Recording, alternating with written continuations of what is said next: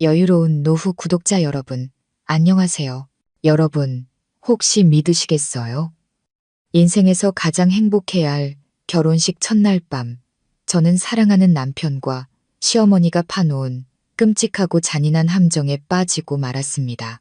그들은 저를 신혼방에 밀어넣고 문을 잠가버렸습니다. 방 안에는 제 남편이 아닌 그의 정신 나간 형이라는 사람이 있었습니다. 그들은 저를 아내이자 자신들이 버리고 싶었던 짐 덩어리를 돌볼 무급하녀로 만들려 했던 겁니다. 이것은 단순한 사랑의 배신 이야기가 아닙니다. 한 사람의 재산을 빼앗고 인생을 송두리째 파괴하기 위해 치밀하게 계획된 거대한 음모의 서막이었습니다. 하지만 그들은 몰랐을 겁니다. 극심한 공포 속에서 제가 보인 작은 반항이 새로운 연극의 시작을 알렸다는 것을. 가장 연약한 어린 양이 거짓된 왕국 전체를 무너뜨릴 열쇠를 쥐게 될 줄은 꿈에도 몰랐겠죠. 제 이름은 서유나입니다. 저와 박민준 씨의 결혼식은 기쁨과 약간의 서두름 속에서 치러졌습니다. 곧 시어머니가 될 김미숙 여사님은 유난히 결혼을 서두르셨죠. 저희 아버지가 심장병이 위중해 빨리 수술을 받아야 하니 아버지를 안심시켜 드리기 위해서라도 결혼을 서둘러야 한다고요. 그러면서 아버지의 수술비 전액을 책임지겠다고 약속하셨습니다.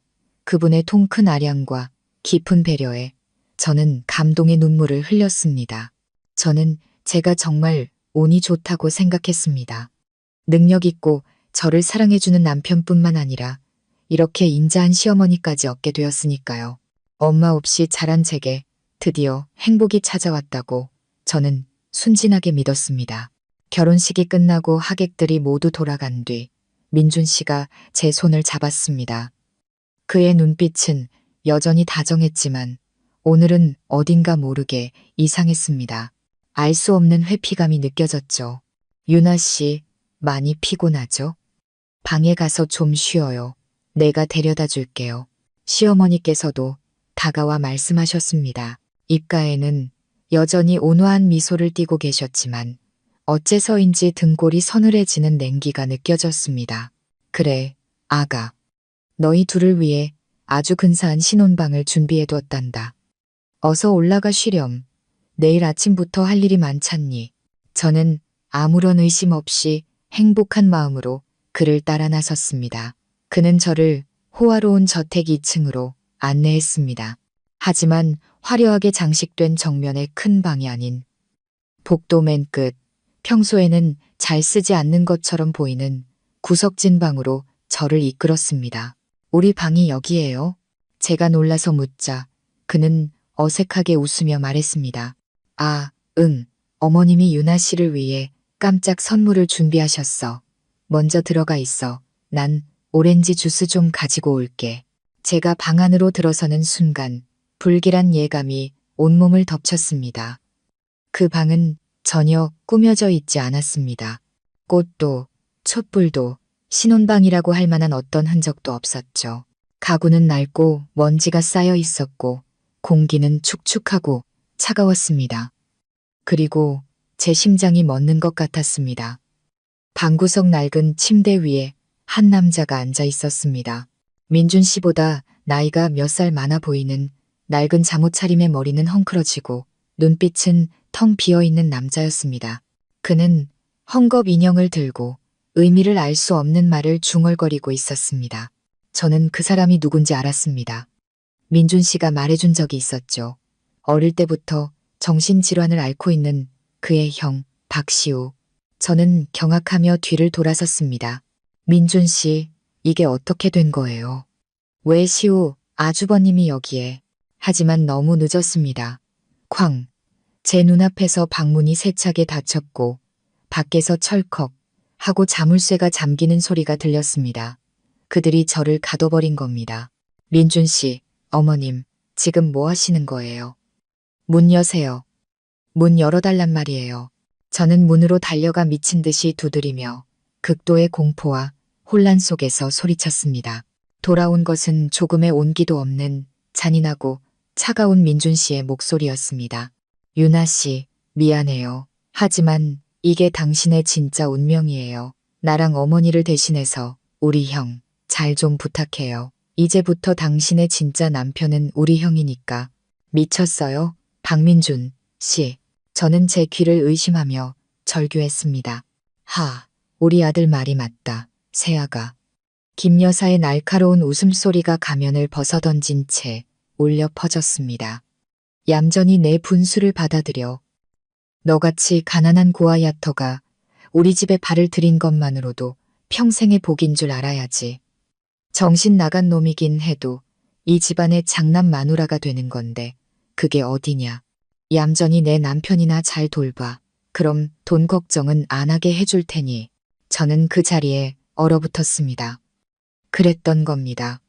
모든 것이 연극이었습니다. 민준 씨의 사랑도 김 여사의 친절도 전부 거짓이었습니다. 그들은 저를 며느리로 들인 게 아니었습니다. 병든 형을 대신 떠맡을 하녀 공짜 간병인으로 저를 사온 것이었습니다.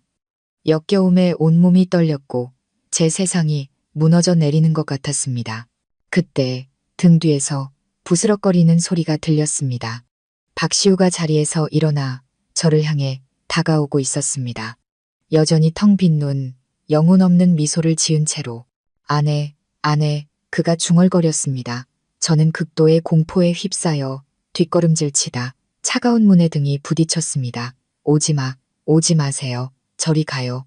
제가 소리쳤지만 그는 계속 다가왔습니다. 절망의 순간 옆에 있는 낡은 탁자 위에 놓인 도자기, 화병이 눈에 들어왔습니다. 저는 망설일 틈도 없이 그것을 집어들어 온 힘을 다해 바닥에 내리쳤습니다. 쨍그랑 화병이 깨지는 날카로운 소리가 방 안을 울렸고 날카로운 사기 조각들이 사방으로 튀었습니다. 밖에서 희희낙낙하며 상황을 엿듣던 김 여사와 민준 씨는 그 소리에 소스라치게 놀랐습니다. 세상에, 이게 무슨 소리야? 저것이 설마 무슨 짓을 저지른 건 아니겠지. 제가 죽으면 형은 누가 돌봐. 그들은 허둥지둥 문을 열고 방 안으로 뛰어들어왔습니다. 그리고 눈앞에 펼쳐진 혼란스러운 광경의 말을 잃었습니다. 저는 방구석에 서서 날카로운 사기 조각을 제 목에 겨누고 있었습니다.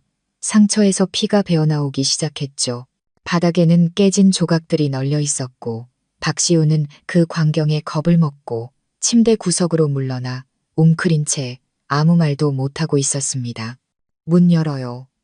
제가 공포에 질렸지만 단호한 목소리로 외쳤습니다. 당장 저를 내보내지 않으면 여기서 죽어버릴 거예요.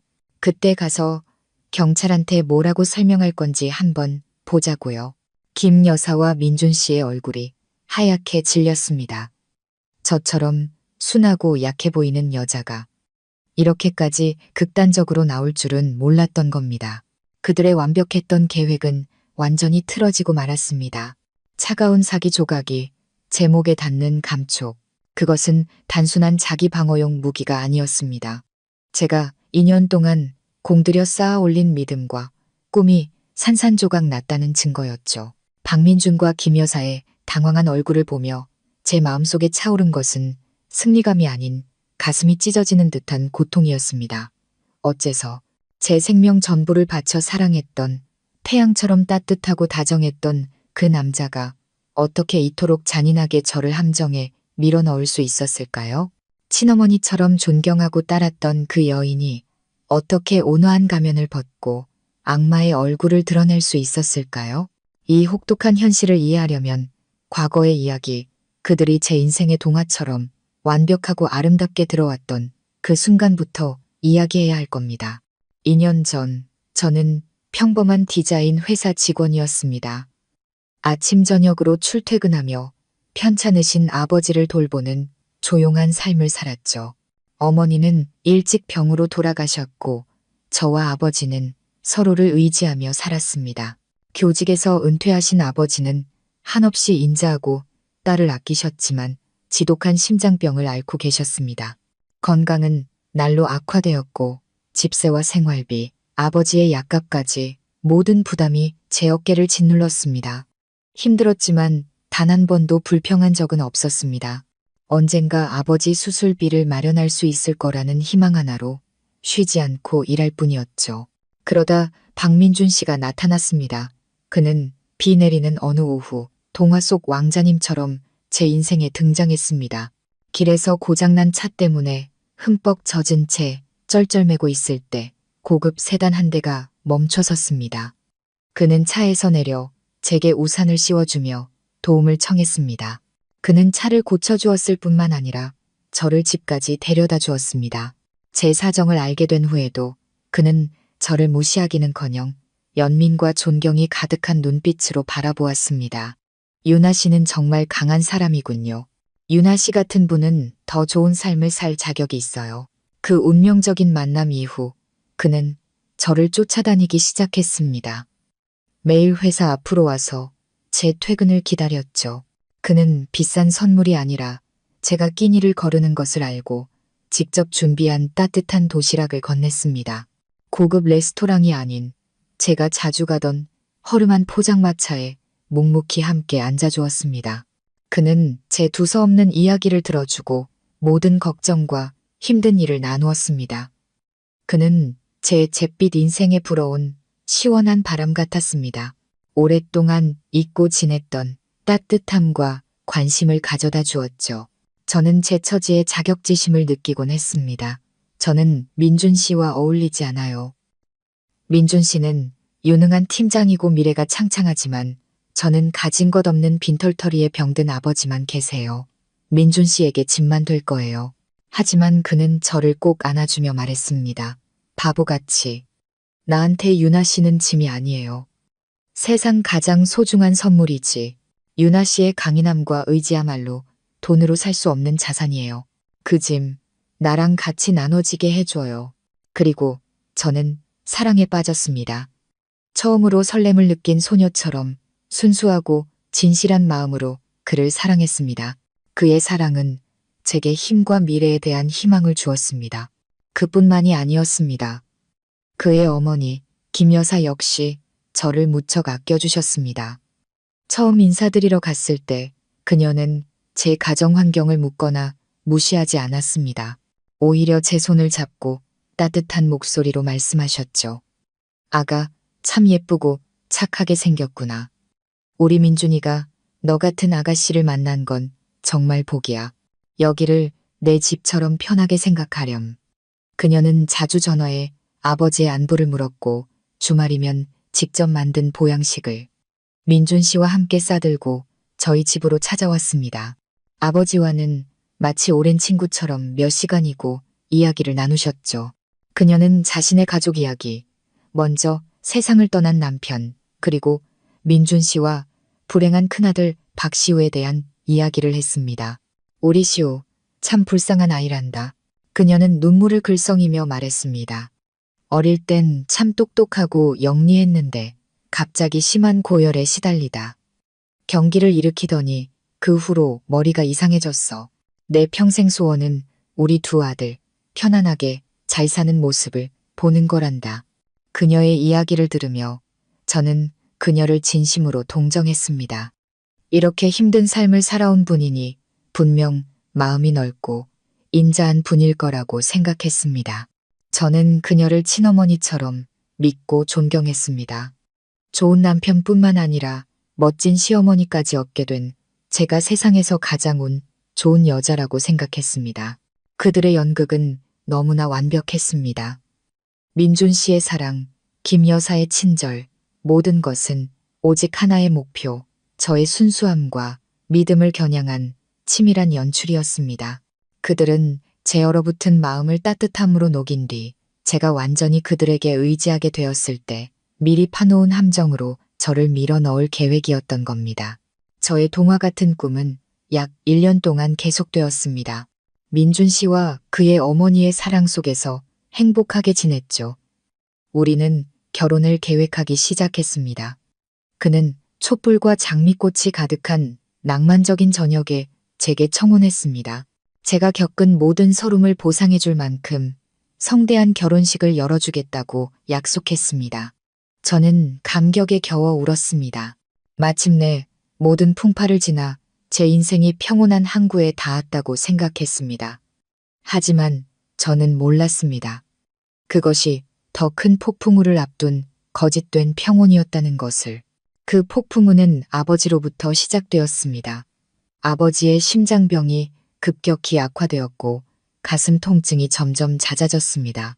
의사는 아버지의 심장이 너무 약해져 약물로는 더 이상 버틸 수 없다고 했습니다. 아버지를 살릴 유일한 방법은 심장 판막 교체 수술뿐이었고 그 수술비와 치료비를 합치면 거의 1억 원에 달하는 거금이 필요했습니다. 1억 원. 그 숫자는 제게 청천벽력과도 같았습니다. 행복의 천국에서 절망의 지옥으로 곤두박질치는 기분이었죠. 그 돈을 제가 어디서 구하겠습니까? 제 월급으로는 생활비와 아버지 약값을 감당하기도 벅찼습니다. 평생을 벌어도 모으지 못할 돈이었습니다.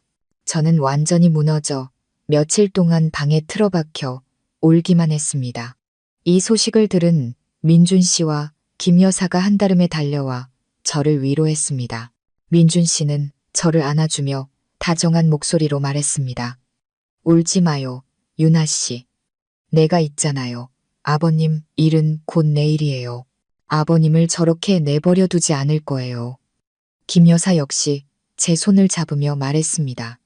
그래, 아가. 걱정 마라. 돈은 문제가 안 돼. 나와 민준이가 어떻게든 해결할 테니. 아버님은 좋은 분이시니 틀림없이 괜찮아지실 게다. 그 말을 듣는 순간 물에 빠진 사람이 지푸라기라도 잡는 심정이었습니다. 저는 그들을 믿었습니다. 제 인생의 구원자라고 생각했습니다. 다음 날 그들은 정말로 행동에 나섰습니다. 김 여사는 인맥을 동원해 아버지를 시내 최고의 대학병원으로 옮겼습니다. 아버지를 위해 간호사가 24시간 상주하는 VIP 병실을 마련해 주었고 국내 최고의 심장 전문의들을 초빙해 협진을 받게 했습니다. 그 모든 것이 엄청나게 비싸다는 것을 저는 알고 있었습니다. 너무나 죄송해서 그렇게 큰 도움을 받을 수 없다고 말씀드렸지만 그녀는 그저 웃으며 손사래를 쳤습니다. 이제 곧 한 가족이 될 텐데 뭘 그런 걸 따지니? 아가, 너는 아버님 간호에만 신경 쓰렴. 비용은 내가 다 알아서 할 테니. 아버지의 모든 것을 안정시킨 후 그녀는 저를 따로 불러 이야기했습니다. 여전히 온화한 미소를 띠고 있었지만 그녀의 눈빛에서 전에는 미처 알아차리지 못했던 차가운 계산이 스쳐 지나갔습니다. 유나 아가, 의사 말이 내 아버지 상태가 위중해서 하루빨리 수술을 해야 한단다. 모든 준비는 끝났어. 그런데 나도 한 가지 소원이 있는데 들어줄 수 있겠니? 네, 어머님, 말씀만 하세요.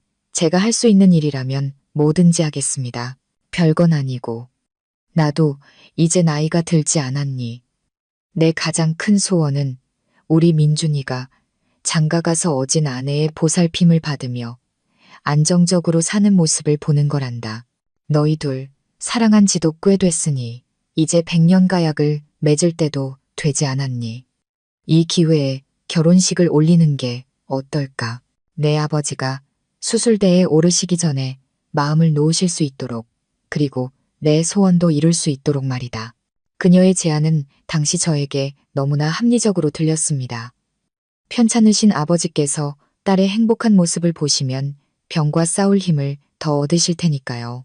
그리고 저를 이토록 도와주신 그녀의 소원을 들어드리는 것은 당연한 도리라고 생각했습니다. 저는 망설임 없이 고개를 끄덕였습니다. 정말 잘 생각했다. 김 여사는 기쁨을 감추지 못했습니다. 그럼 빨리 진행하자꾸나. 이번 주말로 날을 잡자. 예식장 예약부터 웨딩 촬영까지 모든 건 나와 민준이가 알아서 할 테니 너는 세상에서 가장 예쁜 신부가 될 준비만 하렴. 그렇게 제 결혼식은 일주일 만에 번갯불에 콩 볶듯 치러졌습니다. 모든 것이 너무 빨리 진행되어 저는 아무 생각도 할 수 없었습니다. 그저 행복과 감사, 그리고 밝은 미래에 대한 믿음에 흠뻑 취해 있었습니다. 사랑하는 남편, 마음 따뜻한 시어머니, 그리고 곧 건강을 되찾으실 아버지까지 저는 모든 것을 가졌다고 순진하게 믿었습니다. 저는 전혀 깨닫지 못했습니다. 제 가장 큰 약점인 아버지가 그들의 손에 잡혀 있다는 것을. 그리고 이 결혼식은 제 사랑 이야기의 해피엔딩이 아니라는 것을. 그것은 거래였습니다. 제가 상품이고 그 대가는 제 남은 인생 전부인 끔찍한 매매 계약이었습니다. 그들은 며느리를 맞이한 것이 아니었습니다. 박민준의 정신 나간 형을 평생 돌봐줄 무급 하녀를 고용한 것이었습니다. 그리고 저는 그 함정 속으로 제 발로 걸어 들어갔습니다.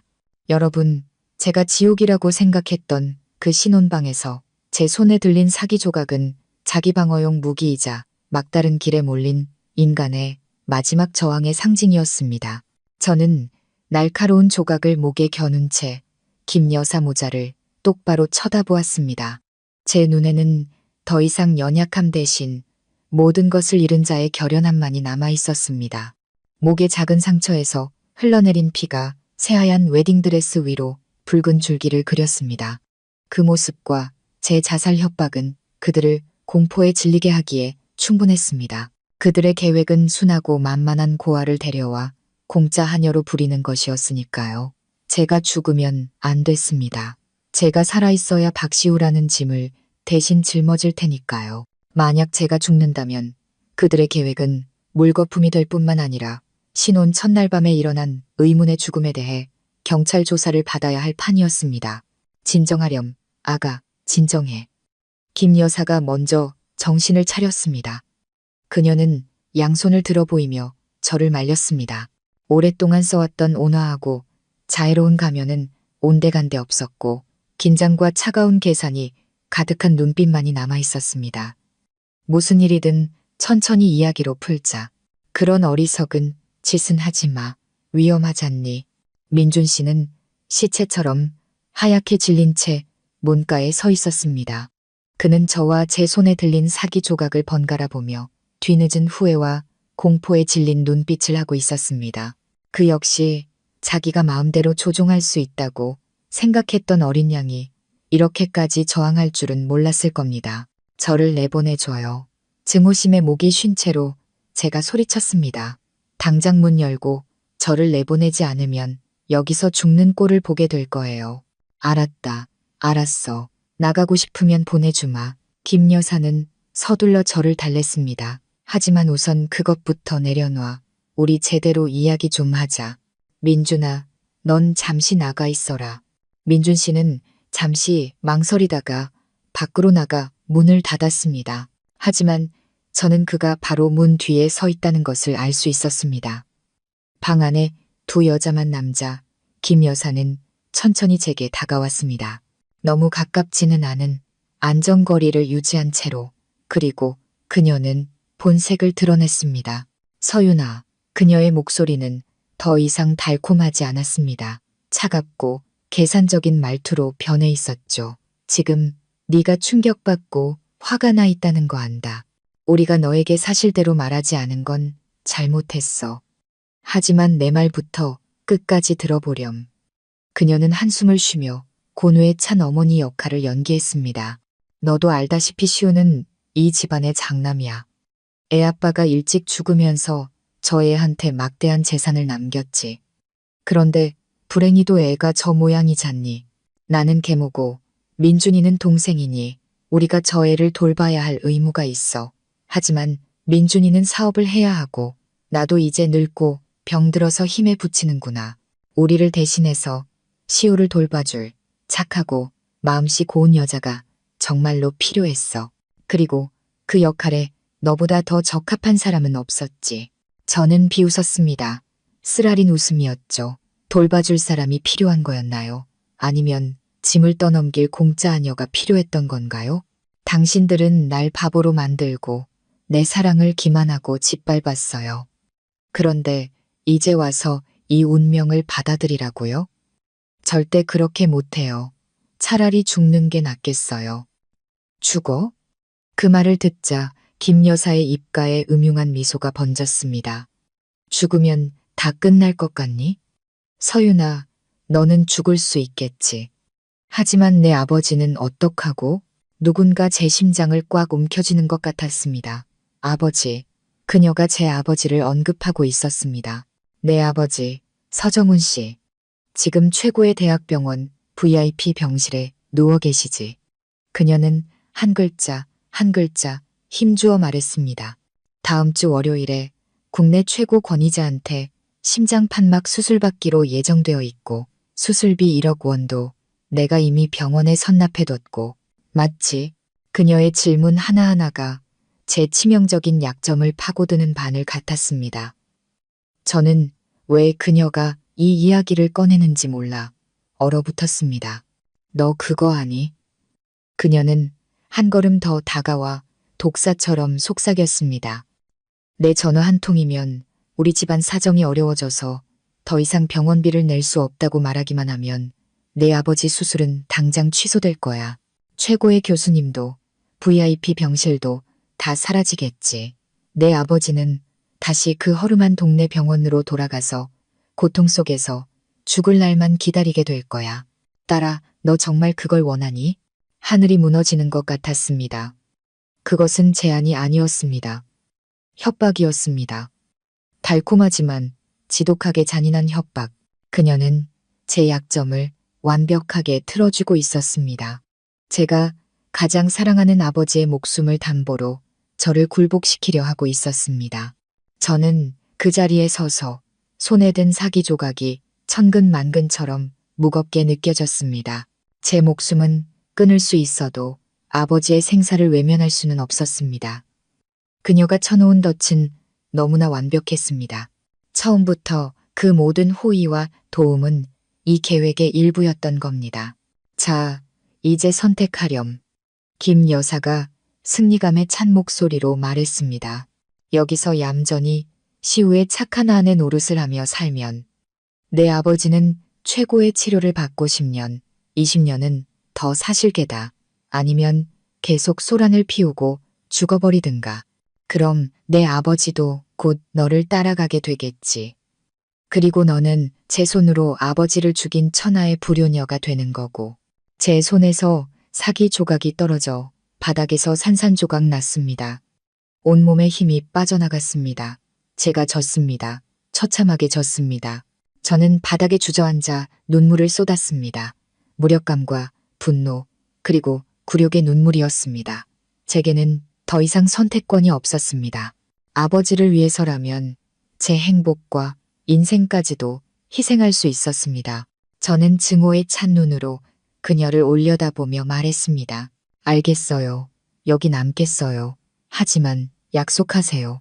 우리 아버지가 안전하게 최고의 치료를 받게 될 거라고. 그래야지 넌 정말 효녀야. 김 여사가 승자의 미소를 지으며 크게 웃었습니다. 걱정 마라. 내가 얌전히만 굴면 내 아버지는 무엇 하나 부족한 것 없이 지내게 될 테니. 자, 이제 푹 쉬렴. 내 사랑하는 며느라. 그 말을 남기고 그녀는 방을 나갔습니다. 다시 한번 문이 닫히고 차가운 자물쇠 소리가 울려 퍼졌습니다. 저는 어두운 방 안에 정신 나간 남편과 단둘이 남겨졌습니다.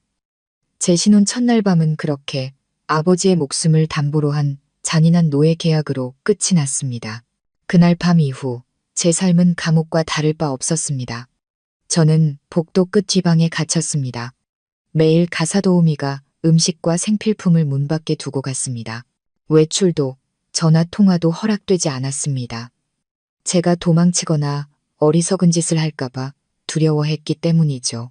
이 방은 저의 감옥이었고 아이러니하게도 저의 간수는 정신 나간 남편 박시우였습니다. 처음 며칠은 극도의 공포와 경계 속에서 살았습니다. 잠도 잘 수 없었습니다. 밤새도록 방구석에 웅크리고 앉아 눈을 뜨고 있었고 주머니 속에는 항상 깨진 사기 조각을 숨겨두었습니다. 저는 그가 두려웠습니다. 정신병을 앓는 사람의 예측할 수 없는 행동과 멍한 표정이 무서웠습니다. 제가 한눈 파는 사이에 그가 저를 해칠까봐 두려웠습니다. 하지만 박시우는 변함이 없었습니다. 그는 마치 제가 없는 사람인 것처럼 행동하며 자신만의 세계에 빠져 살았습니다. 하루 종일 한자리에 앉아 헝겊 인형과 놀거나 의미 없는 말을 중얼거리며 방안을 서성일 뿐이었습니다. 그는 제게 다가오지도 과격한 행동을 하지도 않았습니다. 하지만 가장 큰 공포는 제가 제 의무를 다해야 할 때였습니다. 그를 돌보는 일 말입니다. 식사 때마다 아이처럼 한 숟가락씩 떠먹여줘야 했고 그가 용변을 보면 치워야 했습니다. 가장 끔찍한 것은 매일 밤 그를 씻겨야 한다는 것이었습니다. 처음 그 일을 해야 했을 때 저는 죽고 싶을 만큼 굴욕적이었습니다. 이를 악물고 눈을 감은 채 간신히 일을 마쳤고 눈물은 멈추지 않았습니다. 하지만 그때마다 병상에 누워 계신 아버지를 떠올렸습니다. 아버지의 모습은 제게 인내할 힘을 주었습니다. 시간이 지나면서 처음의 공포심은 점차 옅어졌습니다. 저는 박시우가 생각만큼 무서운 사람이 아니라는 것을 깨달았습니다.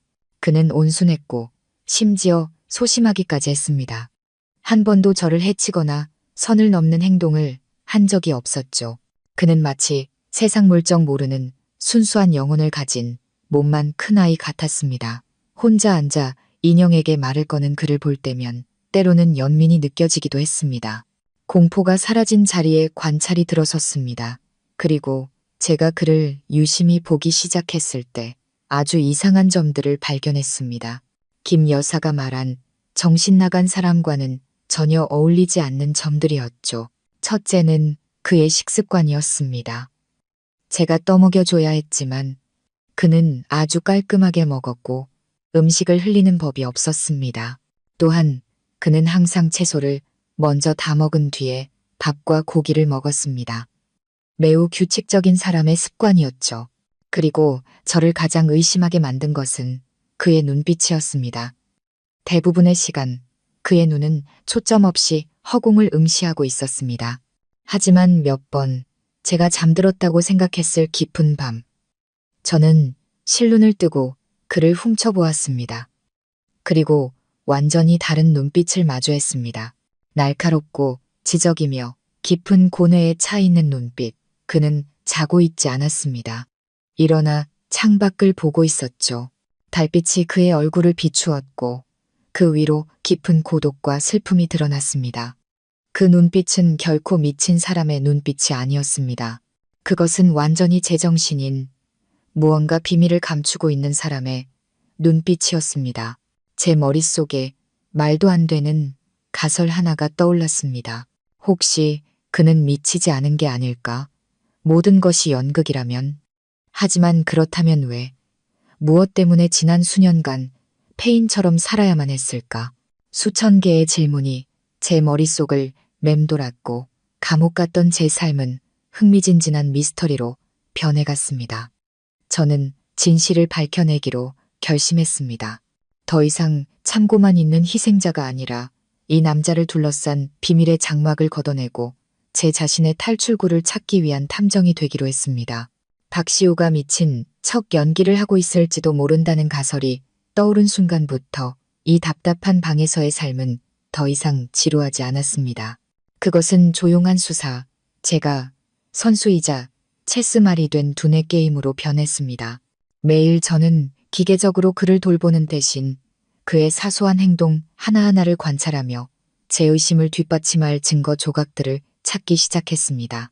그리고 관찰하면 할수록 미친 사람에게서는 절대 나타날 수 없는 이상한 점들이 더 많이 보였습니다. 한 번은 고장나서 돌아가지 않는 낡은 선풍기 때문에 낑낑댄 적이 있었습니다. 오후 내내 분해하고 조립해봤지만 소용이 없었죠. 제가 짜증이 나서 포기하려던 순간 침대에 있던 그가 다가와 선풍기망 안쪽 깊숙한 곳에 작은 나사 하나를 가리키고 그 옆에 빈 구멍을 가리켰습니다. 나사, 집으로. 그가 중얼거렸습니다. 저는 반사적으로 그의 말대로 나사를 제자리에 조였고 놀랍게도 선풍기는 윙윙거리며 다시 돌아가기 시작했습니다. 그 순간 저는 얼어붙었습니다. 이건 운이 아니었습니다. 기계에 대한 이해, 지적 능력이 없는 사람은 가질 수 없는 논리적인 사고였습니다. 하지만 제 확신을 굳히게 한 가장 큰 발견은 비 오는 어느 오후에 일어났습니다. 제가 방을 청소하다가 평소에는 잘 신경 쓰지 않던 침대 밑을 닦을 때였습니다. 손에 딱딱한 물체가 닿았고 저는 호기심에 그것을 꺼내 보았습니다. 낡고해진 가죽 표지의 수첩이 침대 가장 안쪽 구석에 깊숙이 숨겨져 있었습니다. 저는 떨리는 마음으로 수첩을 펼쳤습니다. 안에는 아이의 낙서가 아닌 빽빽하게 손으로 쓴 글씨가 가득했습니다. 하지만 그건 한국어도 제가 아는 어떤 언어도 아니었습니다. 마치 아무 체계처럼 보이는 낯선 기호들이었고 도표와 숫자, 복잡한 계산식과 함께 매우 정교하게 적혀 있었습니다. 내용을 이해할 수는 없었지만 한 장 한 장 넘기면서 그 기호들 뒤에 숨겨진 초월적인 지성과 치밀한 논리를 느낄 수 있었습니다. 이것은 결코 미친 사람의 작품이 될 수 없었습니다. 이것은 천재의 작업물이었습니다. 저는 서둘러 수첩을 제자리에 돌려놓았습니다. 심장이 미친 듯이 뛰었습니다. 모든 조각이 맞춰지기 시작했습니다. 박시우는 미치지 않았습니다. 그는 미친 척 연기를 하고 있었고 바로 이 방에서 김 여사 모르게 아주 거대하고 비밀스러운 일을 꾸미고 있었던 겁니다. 하지만 왜 그렇게 똑똑한 사람이 왜 페인 같은 삶을 살아야만 했을까요? 그는 무엇을 피하고 있는 걸까요? 아니면 무엇을 기다리고 있는 걸까요? 그리고 저 암호 수첩에는 어떤 비밀이 담겨 있을까요?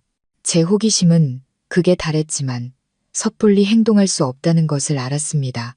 만약 제가 지금 그를 폭로한다면 그의 계획을 망치고 우리 둘 다 위험에 빠뜨릴 수 있었습니다. 저 악랄한 김 여사 모자가 속았다는 것을 알게 된다면 절대 그를 가만두지 않을 테니까요. 제게는 부인할 수 없는 증거, 그가 스스로 진실을 인정하게 만들 마지막 시험이 필요했습니다. 그리고 저는 계획을 세웠습니다. 조금 위험하지만 이 미스터리한 남자의 가면을 완전히 벗겨낼 유일한 방법이었습니다. 계획은 다음날 실행되었습니다. 연극에 몰입한 사람이 본 모습을 드러내게 하려면 이성이 아닌 본능이 앞서는 돌발 상황을 만드는 것이 최선이라고 생각했습니다. 특히 양심이 있는 남자의 가장 강한 본능은 약자를 보호하려는 본능일 테죠. 저는 스스로 다쳐서 그의 반응을 보기로 했습니다. 그날 점심, 평소처럼 가사 도우미가 식사를 가져왔습니다. 김이 모락모락 나는 뜨거운 국이 있었습니다. 바로 제가 필요했던 소품이었죠. 저는 국그릇을 들고 여전히 침대에 멍하니 앉아있는 박시우에게 다가갔습니다. 그리고 일부러 비틀거리며 책상 다리에 발이 걸린 척 했습니다. 아, 저는 비명을 지르며 앞으로 넘어졌습니다. 계산대로 뜨거운 국물이 제 팔 위로 쏟아졌습니다. 살갗을 애는 듯한 고통이 즉시 밀려왔습니다. 끔찍하게 뜨거웠습니다. 마음의 준비를 했음에도 눈물을 참을 수 없었고 팔의 피부는 금세 붉게 부어오르고 물집이 잡혔습니다. 뜨거워, 살려주세요. 저는 울면서 소리치며 극심한 고통과 공황에 빠진 사람을 연기했습니다. 그리고 마침내 제가 기대했던 일이 일어났습니다. 조각상처럼 미동도 없던 박시우가 미친 사람이라면 절대 할 수 없는 반응을 보였습니다.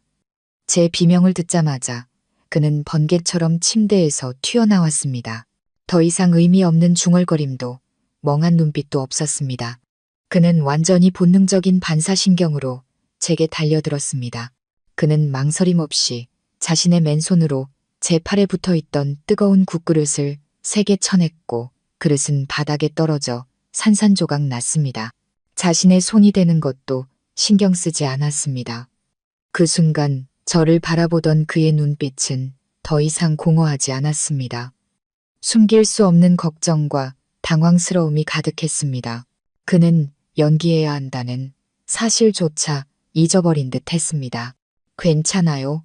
그는 완전히 정상적인, 낮고 분명하며 걱정이 가득한 목소리로 무심결에 물었습니다. 그 순간 방 안의 모든 것이 멈춘 듯 했습니다. 저는 화상의 고통 때문이 아니라 그의 말 때문에 얼어붙었습니다. 그가 말했습니다. 정상인처럼 제 계획은 성공했습니다. 하지만 그 말을 뱉은 직후 박시우 역시 자신이 실수했다는 것을 깨달은 듯 했습니다.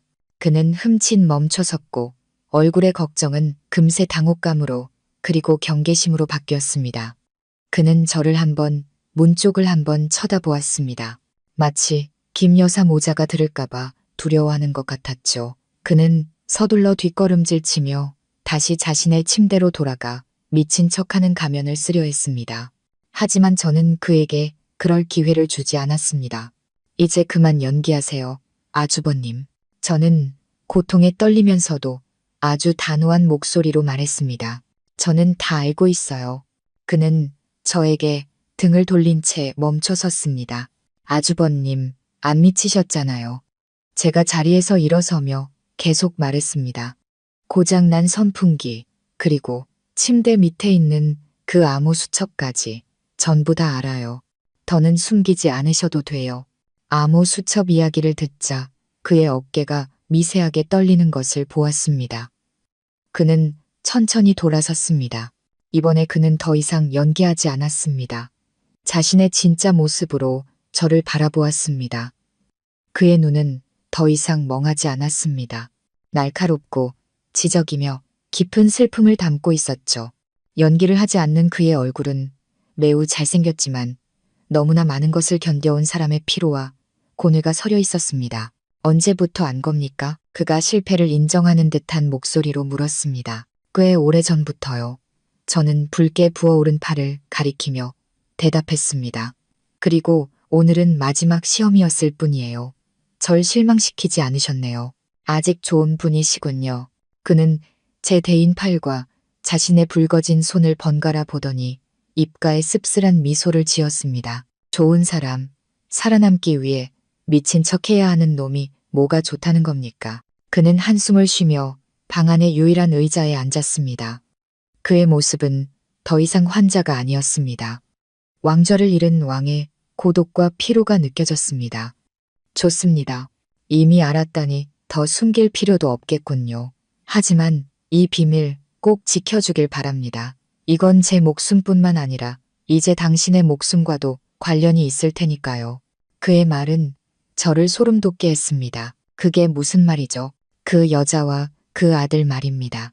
그의 눈에 증오의 불꽃이 튀었습니다. 그들은 단순히 재산을 노리는 게 아니에요. 제 목숨을 노리고 있습니다. 그리고 이제 이 비밀을 알게 된 당신도 그들에게는 눈의 가시가 된 겁니다. 비밀은 밝혀졌지만 안도감 대신 더 위험한 소용돌이 속으로 빨려 들어가는 기분이었습니다. 저와 박시우, 서로 모르는 타인이자 같은 음모의 희생자인 우리는 이제 운명에 의해 함께 묶였습니다. 인간의 탈을 쓴 악마들에게 맞서는 힘겨운 싸움에 어쩔 수 없는 동맹이 된 것입니다. 그때 박시우가 던진 경고는 답답했던 방 안에 울리는 죽음의 종소리 같았습니다. 제 목숨을 노리고 있습니다. 담담하게 뱉은 그 한마디가 제 등골을 서늘하게 만들었습니다. 김 여사 모자가 탐욕스러운 사기꾼인 줄은 알았지만 사람을 죽이려 할 만큼 악독할 줄은, 그것도 자신의 아들이자 형제를 죽이려 할 줄은 상상도 못했습니다. 저는 눈앞의 남자를 바라보았습니다. 한때 두려워했고 그 후엔 연민했으며 이제는 경악을 금치 못하는 그 남자. 그는 얼마나 끔찍한 상황 속에서 얼마나 교활한 음모에 맞서 홀로 싸워왔던 걸까요? 목숨을 부지하기 위해 스스로를 폐인으로 만들어야만 했던 그의 심정은 어땠을까요? 팔에 화끈거리는 통증은 어느새 사라지고 그 자리에는 무서운 침묵이 내려앉았습니다. 저는 침대 끝에 걸터앉아 그와 마주했습니다. 머릿속에는 수만 가지 질문이 떠올랐습니다. 왜죠? 왜 당신을 해치려는 거죠? 김 여사님은 당신의 어머니잖아요. 저는 벽에도 귀가 달렸을까봐 두려워 속삭이듯 물었습니다. 박시우는 바로 대답하지 않았습니다. 그는 문으로 다가가 귀를 대고 한참 동안 밖의 동태를 살폈습니다. 아무도 없다는 것을 확인한 뒤에야 그는 의자를 제 쪽으로 더 가까이 끌어당겼습니다. 그리고 이야기를 시작했습니다. 20년 넘게 숨겨져 왔던 한 가문의 비극. 제가 상상했던 것보다 훨씬 더 끔찍하고 잔인한 진실을 말입니다. 난 그 여자의 아들이 아닙니다.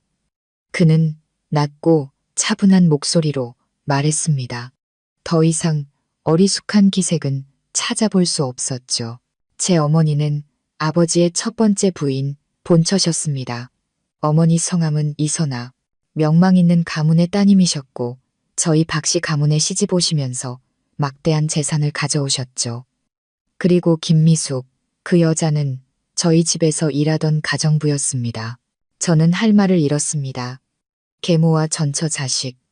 이미 복잡하고 편견으로 가득한 관계였습니다. 제 아버지, 박진성 회장님은 그는 먼 기억을 더듬듯 허공을 응시했습니다. 맨손으로 성진그룹을 일궈내신 아주 유능한 사업가셨습니다. 어머니를 지극히 사랑하셨죠. 하지만 비극이 닥쳤습니다. 제가 4살 때 어머니께서 교통사고로 돌아가셨습니다. 영원히요. 저와 아버지만 남겨두고 어머니가 돌아가신 후 아버지는 완전히 무너지셨습니다. 그리고 그때 김미숙의 본색이 드러나기 시작했죠. 늘 순하고 착한 척하던 그 가정부는 아버지를 유혹했고 서서히 집안의 권력을 장악했습니다. 그리고 자기 아들인 민준이를 집으로 데려왔죠. 그때부터 저에겐 동생이 생겼습니다. 처음에는 저에게 아주 잘해줬습니다. 슬픔에 잠긴 아버지는 그 여자의 속내를 전혀 눈치채지 못하셨죠. 비극의 절정은 박시우의 목소리에 증오가 서렸습니다. 제가 12살 때였습니다. 아버지가 갑작스러운 병으로 돌아가셨습니다. 당시 사람들은 모두 아버지가 슬픔을 이기지 못해 돌아가셨다고 생각했죠. 하지만 저는 알고 있었습니다. 아버지의 죽음이 자연사가 아니라는 것을. 저는 김미숙이 아버지의 탕약에 몰래 하얀 가루를 넣는 것을 여러 번 봤습니다. 하지만 그땐 아무도 어린아이의 말을 믿어주지 않았습니다. 제가 아버지를 너무 그리워한 나머지 헛것을 본다고 했죠. 그리고 아버지께서 돌아가신 지 불과 6개월 만에 김미숙은 이 집의 안주인이 되었습니다. 저는 숨이 멎는 것 같았습니다. 아주 오래전부터 계획된 음모, 선량함이라는 가면 뒤에 숨겨진 악랄함이었습니다. 그날부터 제 삶은 지옥으로 변했습니다. 그의 주먹이 하얗게 변했습니다. 그 여자는 저를 눈엣 가시로 여겼습니다. 제가 아버지의 유일한 합법적 상속자였기 때문이죠. 아버지의 유언에 따라 제가 25살이 되면 성진그룹 전체와 아버지가 남긴 막대한 재산을 물려받게 되어 있었습니다. 그 사실을 안 그 여자는 저를 육체적으로, 정신적으로 괴롭히기 위해 온갖 수단을 동원했습니다. 저를 굶기고 힘든 일을 시키고 주변 사람들에게 제가 문제아라고 끊임없이 이간질했죠. 하지만 그 여자의 진짜 목적은 더 끔찍했습니다. 저를 진짜 정신병자로 만들어서 제가 법적으로 한정치산자 판정을 받게 하려는 것이었습니다. 그렇게 되면 자기 아들인 박민준이 제 모든 재산을 차지하게 될 테니까요. 그 여자는 제가 15살 때부터 그 음모를 시작했습니다. 양심 없는 의사 몇 명과 짜고 제게 다량의 신경안정제를 먹이기 시작했죠. 신경계를 서서히 파괴하는 약물이었습니다. 저는 점점 이상 증세를 보이기 시작했습니다. 머리가 멍해지고 집중을 할 수 없었죠. 그 여자의 공작에 넘어간 주변 사람들은 제가 정말로 미쳐가고 있다고 믿었습니다. 그리고 저 역시 15살이었던 저는 거의 그 말을 믿을 뻔했습니다. 제가 정말 미쳐가고 있다고 생각했죠. 하지만 어느 순간 그 여자의 모든 음모를 깨달았습니다. 그러나 저항할 수 없었습니다. 만약 제가 그 여자를 폭로했다면 이미 권력을 손에 쥔 그 여자는 저를 살려두지 않았을 겁니다. 영원히 제 입을 막아버렸겠죠. 그래서 저는 결정을 내렸습니다. 제가 살아남을 수 있는 유일한 방법, 바로 미친 척 연기하는 것이었습니다. 그 여자가 저를 더 이상 경계하지 않도록 완벽한 정신병자 역할을 하기로 결심했습니다. 그 여자가 주는 약을 몰래 뱉어내고 제 집에서 그림자처럼 살기 시작했습니다. 학업도 친구도 모든 것을 포기해야 했습니다. 오직 살아남기 위해서요. 지난 10년 동안 저는 제가 만든 연극 속에서 살아왔습니다. 그 여자를 무너뜨리고 제 모든 것을 되찾을 수 있는 기회가 올 때까지 힘을 기르며 기다렸습니다. 저는 그의 이야기를 들으며 할 말을 잃었습니다. 어떤 영화보다 더 기구하고 잔인한 이야기였습니다. 15살 소년이 홀로 그 끔찍한 음모에 맞서 목숨을 지키기 위해 연극을 해야만 했다니. 그는 얼마나 강철 같은 의지와 비범한 지성을 가져야만 했을까요? 모든 진실을 털어놓은 후 박시우의 얼굴에서 피로나 고독감은 사라졌습니다. 그는 침대 밑에서 제가 봤던 그 낡은 수첩을 꺼냈습니다. 더 이상 숨기는 기색 없이 그는 수첩을 펼쳐 제 앞 테이블에 놓았습니다. 지난 10년간 제가 살아남고 제정신을 유지할 수 있게 해준 것이 바로 이겁니다. 저는 낡은 종이 위 여전히 이해할 수 없는 빽빽한 암호들을 들여다보았습니다. 이게 뭐예요? 그는 천재의 미소를 지었습니다. 제가 학창 시절에 직접 만든 암호 체계입니다. 복잡한 알고리즘을 기반으로 해서 해독키 없이는 아무도 풀 수 없죠. 10년 동안 미친 척하며 저는 끊임없이 관찰하고 정보를 수집했습니다. 그 여자의 모든 수상한 행동과 대화를 전부 여기에 기록했죠. 그는 한 페이지를 넘겨 제게 보여주었습니다. 그리고 암호를 평범한 글자로 해독하기 시작했습니다. 이건 그 여자가 회사 자금을 빼돌리기 위해 몰래 개설한 스위스 비밀 계좌 내역입니다. 이건 돈을 받고 제게 허위 진단서를 발급해준 의사들 명단이고요. 그리고 이건 그 여자가 변호사와 함께 아버지의 유언장을 어떻게 합법적으로 바꿀지 모의한 대화 녹취록입니다. 그 여자 서재에 초소형 녹음기를 숨겨뒀었죠. 저는 경악했습니다. 그는 단순히 미친 척 연기를 한 게 아니었습니다. 적의 코앞에서 활동하는 스파이이자 유능한 수사관이었습니다. 이런 증거들이 있으면 당장 그 여자를 고발할 수 있잖아요. 왜 아직 기다리고 있는 거죠? 아직 부족합니다. 그는 고개를 저었습니다. 이 정도로는 그 여자를 사기죄로 감옥에 보낼 수는 있겠죠. 하지만 저는 그 이상을 원합니다. 그 여자가 모든 것을 잃고 나락으로 떨어져 막다른 길에 몰리는 기분을 느끼게 해주고 싶습니다. 그 여자가 우리 모자에게 했던 것처럼요. 게다가 그 여자는 혼자가 아닙니다. 뒤에는 그 여자를 도운 거대한 세력이 있습니다. 뿌리까지 뽑아내야 합니다. 그는 고개를 들어 제 눈을 똑바로 쳐다보았습니다. 그러기 위해선 제게 도움이 필요합니다. 동맹이 필요해요. 저요. 하지만 저는 평범한 여자일 뿐이에요. 여기에 갇혀서 제가 뭘 도울 수 있겠어요. 아주 많은 것을 도울 수 있습니다. 그의 눈에 신뢰가 가득했습니다. 당신은 이곳에서 그 여자가 유일하게 경계하지 않는 사람입니다. 밖으로 나갈 수 있는 사람이고 저와 바깥 세상을 이어줄 유일한 연결고리죠. 유나 씨. 처음으로 그가 제 이름을 불렀습니다. 이런 일을 부탁하는 것이 이기적이고 위험하다는 것 잘 압니다. 거절해도 좋습니다. 다른 방법을 찾아보죠. 하지만 이 싸움은 더 이상 저 혼자만의 싸움이 아니라는 것을 알아줬으면 합니다. 당신의 싸움이기도 합니다. 당신도 희생자니까요.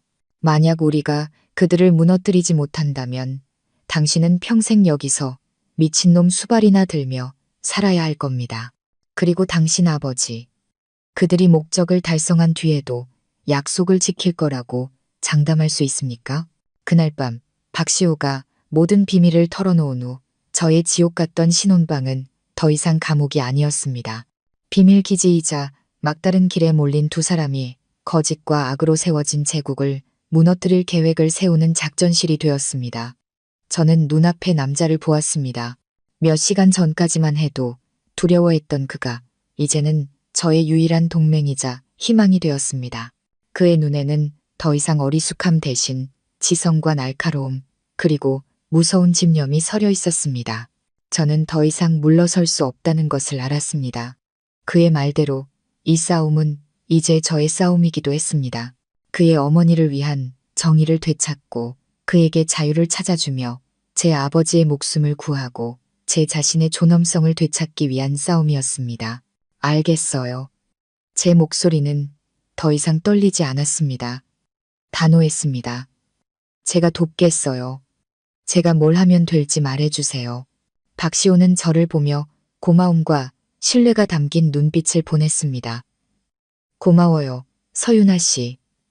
제가 사람을 잘못 보지 않았군요. 지금 가장 중요한 것은 당신이 어떻게든 여기서 나가서 믿을 만한 변호사를 만나는 겁니다. 이 증거들만 그 사람 손에 들어가면 우리 싸움의 절반은 이긴 거나 다름없습니다. 하지만 제가 어떻게 밖으로 나가죠? 그 여자가 저를 철저하게 감시하는데요. 문은 항상 잠겨 있고 밥을 가져다 주는 사람도 문 밖에 두고 그냥 가버려요. 그렇기 때문에 우리에겐 연극이 필요합니다. 박시호의 입가에 계산적인 미소가 떠올랐습니다. 그들은 내가 미치광이이길 바라죠. 좋습니다. 미치광이가 발작하면 얼마나 무서운지 똑똑히 보여주죠. 그리고 유나 씨, 그가 저를 보았습니다. 당신은 그 발작의 희생자가 되는 겁니다. 그의 계획은 대담하고 위험했지만 유일한 방법이었습니다. 다음 날 아침, 우리는 연기를 시작했습니다. 가사도우미가 아침 식사를 문 밖에 두자마자 조용히 앉아있던 박시우가 갑자기 야수처럼 소리를 질렀습니다. 그는 머리를 쥐어뜯고 눈을 부릅뜬 채 방 안의 물건들을 미친 듯이 부수기 시작했습니다. 낡은 탁자를 뒤엎고 의자를 집어던졌습니다. 물건들이 부서지는 요란한 소리가 울려 퍼졌습니다. 저 역시 각본대로 비명을 질렀습니다. 살려주세요, 살려주세요. 아주버님이 발작을 일으켰어요. 밖에서 소리를 들은 김 여사와 민준 씨가 허둥지둥 달려왔습니다. 그들은 문틈으로 방 안에 아수라장을 보았습니다. 젠장, 오늘은 왜 저렇게 심하게 구는 거야? 김 여사가 짜증 섞인 목소리로 중얼거렸습니다. 어머님, 문 좀 열어주세요. 제발. 아주버님이 절 죽이려고 해요. 저는 계속해서 울부짖으며 겁에 질린 희생자를 연기했습니다. 시끄러워. 김 여사가 문틈으로 소리쳤습니다. 미쳤다고 사람까지 죽일까? 네가 죽으면 쟨 누가 돌보라고. 하지만 박시우는 더욱 실감나게 연기했습니다. 그는 저를 때릴 듯이 달려들었고 저는 재빨리 피하며 문으로 달려가 문을 세차게 두드렸습니다. 살려주세요. 제발 잠시만이라도 밖으로 나가게 해주세요. 너무 무서워요. 상황이 심각해 보이거나 제가 정말 다칠까봐 걱정됐는지 김 여사는 마지못해 민준 씨에게 명령했습니다. 문 열어줘. 아래층으로 데려가서 물이라도 좀 마시게 해. 난 들어가서 형님 좀 봐야겠다. 문이 열리자 저는 숨을 헐떡이며 밖으로 뛰쳐나갔습니다. 민준 씨가 저를 붙잡았습니다. 그의 눈에는 일말의 미안함이 서려 있었지만 그 거짓된 걱정은 저를 더욱 역겹게 만들 뿐이었습니다. 괜찮아요? 그가 물었지만 저는 대답 대신 고개를 저으며 몸을 떨었습니다. 김 여사는 저를 지나쳐 방으로 들어갔습니다. 그녀를 보자마자 박시우는 더욱 격렬하게 소리쳤습니다. 그녀를 손가락질하며 증오에 찬 의미 없는 말들을 내뱉었습니다. 한참 뒤에야 그녀는 다른 사람들의 도움을 받아 그에게 안정제를 주사하고 침대에 눕힐 수 있었습니다. 저는 민준 씨를 따라 거실로 내려왔습니다. 갇혀 지낸 이후 처음으로 그 방을 벗어난 것이었습니다. 큰아들을 진정시킨 김 여사도 지치고 짜증난 표정으로 내려왔습니다. 봤지? 저 왼수 덩어리가 몇 년째 날 이렇게 괴롭히고 있어. 너도 이제 슬슬 익숙해져야 할 게다. 그녀는 일말의 동정심도 없이 말했습니다. 저는 고개를 숙이고 겁먹은 척했습니다. 어머님, 전화 한 통만 써도 될까요? 그냥 친구한테 잘 있다고 걱정 말라고만 하려고요. 절대 다른 말은 안 할게요. 그녀는 저를 의심의 눈초리로 쳐다보았습니다. 하지만 제 불쌍한 몰골이 위협적으로 보이지 않았는지 혹은 겁을 준 뒤에 베푸는 작은 잡이었는지 그녀는 고개를 끄덕였습니다. 알았다. 빨리 끝내. 딴짓할 생각은 꿈도 꾸지 마라. 그녀가 제게 무선 전화기를 건넸습니다. 심장이 터질 것 같았습니다. 저는 전화기를 받아 떨리는 손으로 박시호가 알려준 변호사의 번호가 아닌 제 유일한 친구 민지의 번호를 눌렀습니다. 김 여사도 민지를 만난 적이 있었기 때문이죠. 저는 모든 통화가 도청될 것임을 알고 있었습니다. 여보세요? 민지야, 나 유나야. 저는 최대한 평범한 목소리로 말했습니다. 유나야, 너 며칠 동안 어디 갔었어? 연락도 안 되고. 걱정해 죽는 줄 알았잖아. 수화기 넘어 민지의 목소리는 걱정으로 가득했습니다. 아, 시댁에 일이 좀 있어서. 난 잘 지내. 저는 소파에 앉아 신문을 보는 척하면서 귀를 쫑긋 세우고 있는 김 여사를 곁눈질하며 거짓말을 했습니다. 아, 참, 민지야, 너희 사촌 오빠 중에 김진우 변호사님 기억나? 진우 오빠? 당연히 기억하지. 왜? 내가 시골에 작은 땅을 좀 사려고 하는데 서류 절차가 너무 복잡해서. 혹시 진우 오빠 번호 좀 알려줄 수 있을까? 상담 좀 받게. 저는 최대한 자연스럽게 말했습니다. 이것이 저와 박시우가 미리 짜놓은 암호였습니다. 민지는 영문을 몰랐지만 똑똑한 친구답게 뭔가 이상하다는 것을 즉시 눈치챘습니다. 그럼 잠깐만 문자로 보내줄게. 아니, 아니야. 그냥 지금 불러줘. 나 지금 배터리가 거의 다 돼서 제가 다급하게 말했습니다. 민지는 변호사의 전화번호를 불러주었고 저는 머릿속에 그 번호를 새겼습니다.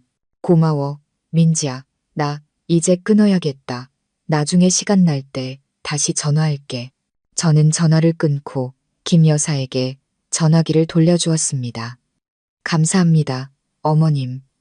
그녀는 의심 없이 고개만 끄덕였습니다. 그녀는 꿈에도 몰랐을 겁니다. 그 무해해 보이는 전화 한 통으로 제가 바깥 세상에 구조 신호를 보내는데 성공했다는 것을. 우리 동맹에는 이제 법이라는 열쇠를 쥔 새로운 멤버가 합류했고 반격을 위한 준비는 시작되었습니다. 바깥과 연락이 닿은 후 저는 의심을 사지 않기 위해 더욱 완벽하게 연기하며 인내해야 한다는 것을 알았습니다. 이 싸움은 긴 싸움이 될 것이고 적의 방심이야말로 우리의 가장 강력한 무기였습니다. 저는 운명에 순응하는 며느리 역할을 하기 시작했습니다. 더 이상 박시우를 두려워하지 않았고 오히려 지극정성으로 그를 돌봤습니다. 인내심을 갖고 죽을 떠먹여주고 부드럽게 얼굴을 닦고 옷을 갈아입혔습니다. 때로는 그가 전혀 듣지 않을 것을 알면서도 침대 옆에 앉아 동화책을 읽어주기도 했습니다. 이 모든 것은 김 여사 모자에게 보여주기 위한 연기이기도 했지만 너무나 많은 고통을 겪은 이 남자에 대한 진정한 연민의 감정 때문이기도 했습니다. 제 연기는 효과가 있었습니다. 며칠 동안 제가 더 이상 저항하지 않고 박시우를 극진히 돌보는 모습을 본 김 여사와 민준 씨는 서서히 경계심을 풀었습니다. 그들은 제가 아버지의 안전을 위해 미친 남자의 아내라는 운명을 완전히 받아들였다고 믿기 시작했습니다. 그녀는 제가 대문 밖으로 나가는 것만 제외하고는 집 안에서 좀 더 자유롭게 다닐 수 있도록 허락해 주었습니다. 가끔은 아버지의 안부를 묻는 전화를 걸도록 은혜를 베풀기도 했죠. 저는 그 드문 기회를 이용해 김 변호사와 연락을 취했고 그는 밖에서 우리를 돕기로 했습니다. 제가 완전히 자기 손안의 꼭두각시가 되었다고 확신한 김 여사는 다음 계획을 실행하기 시작했습니다. 그녀는 재산명의 이전 작업을 공공연하게 진행했습니다. 이제 명목상의 맏며느리가 있으니 계모인 자신과 동생인 민준 씨가 정신병을 앓는 형을 대신해 재산을 관리하는 것이 아주 합리적이라고 생각하는 듯 했습니다. 그녀는 변호사를 집으로 불렀습니다. 더 이상 몰래 만나는 것이 아닌 거실에서 대놓고 회의를 열었죠. 그녀는 일부러 제가 그 모습을 보게 했습니다. 제가 박시우의 아내라 할지라도 이 집의 모든 권력은 자신에게 있다는 것을 과시하려는 듯이 저는 그저 고개를 숙이고 조용히 제 할 일을 하는 척했지만 귀로는 한마디도 놓치지 않았고 눈으로는 그들의 얼굴과 서류들을 기억하려 애썼습니다. 저는 그들이 박시우 명의로 된 값비싼 땅 몇 필지를 파는 것에 대해 의논하는 것을 보았고 성진그룹의 지분을 민준 씨에게 넘기는 것에 대해 이야기하는 것을 들었습니다. 그들은 자신들의 재산 강탈 행위를 한 걸음 한 걸음 합법화하고 있었습니다. 제가 수집한 모든 정보는 비밀리에 김 변호사에게 전달되었습니다. 밖에서는 조용하지만 치밀한 수사가 진행되고 있었습니다. 김 변호사는 박시우가 제공한 초기 증거들을 바탕으로 그의 진료 기록을 파헤치기 시작했습니다. 그는 허위 진단서에 서명했던 의사들을 찾아가 압박했고 기록의 허점과 비정상적인 부분들을 찾아냈습니다. 또한 어릴 적 김 여사가 박시우를 학대하는 모습을 목격했던 옛 가정부들과도 연락이 닿았습니다. 김 여사의 범죄에 대한 그림이 서서히 완성되고 있었습니다. 그동안 집안에서 저와 박시우는 계속 연극을 했습니다. 우리의 관계는 점점 더 손발이 잘 맞았습니다. 우리는 눈빛과 우리만의 암호로 소통했습니다. 때로는 그의 눈썹 찡그림 하나만으로도 제가 무엇을 해야 할지 알 수 있었죠. 같은 방에서 살며 함께 위험에 맞서는 동안 우리 사이에는 보이지 않는 유대감이 생겨났습니다. 그것은 사랑이 아닌 함께 싸울 수 있는 유일한 사람에 대한 절대적인 신뢰와 동지애였습니다. 김 여사와 민준 씨는 너무나 방심한 나머지 그 변화를 전혀 눈치채지 못했습니다. 그들은 여전히 자신들의 계획에 도취해 모든 것을 손에 쥐었다고 믿고 있었습니다. 그들은 보이지 않는 법에 그물이 펼쳐지고 있으며 자신들이 그 그물 속으로 스스로 뛰어들고 있는 거대한 물고기라는 사실을 몰랐습니다. 우리의 연극 속 연극은 막바지를 향해 달려가고 있었습니다. 그리고 저는 진실이 밝혀지고 그들이 저지른 모든 죄의 대가를 치를 날이 머지않았음을 직감했습니다. 우리가 오랫동안 비밀리에 준비해온 체스 게임은 마침내 첫 번째 결정적인 수를 둘 때가 되었습니다. 감금된 지 약 2달 동안 저는 순종적인 며느리 역할을 완벽하게 해냈을 뿐만 아니라 의도치 않게 스파이가 되어 김 여사 모자의 불법 행위에 대한 수많은 중요 증거들을 수집했습니다. 수상한 사업 통화 내용부터 부도덕한 변호사와의 만남, 그녀가 부주의하게 서재 책상 위에 놓아둔 재산양도 계약서까지 모든 것을 김 변호사가 몰래 사들인 가사도우미를 통해 전달해준 초소형 카메라 폰으로 촬영했습니다. 모든 정보와 증거는 안전하게 밖으로 전달되어 그들의 범죄 기록부를 차곡차곡 채워나갔습니다. 때가 무르익었다고 판단한 박시호는 제게 신호를 보냈습니다. 이제 첫 번째 공격을 개시할 시간이었습니다.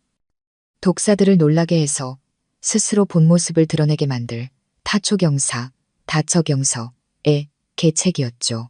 계획대로 김 변호사가 움직였습니다. 그는 모든 결정적인 증거를 한 번에 터뜨리지 않았습니다.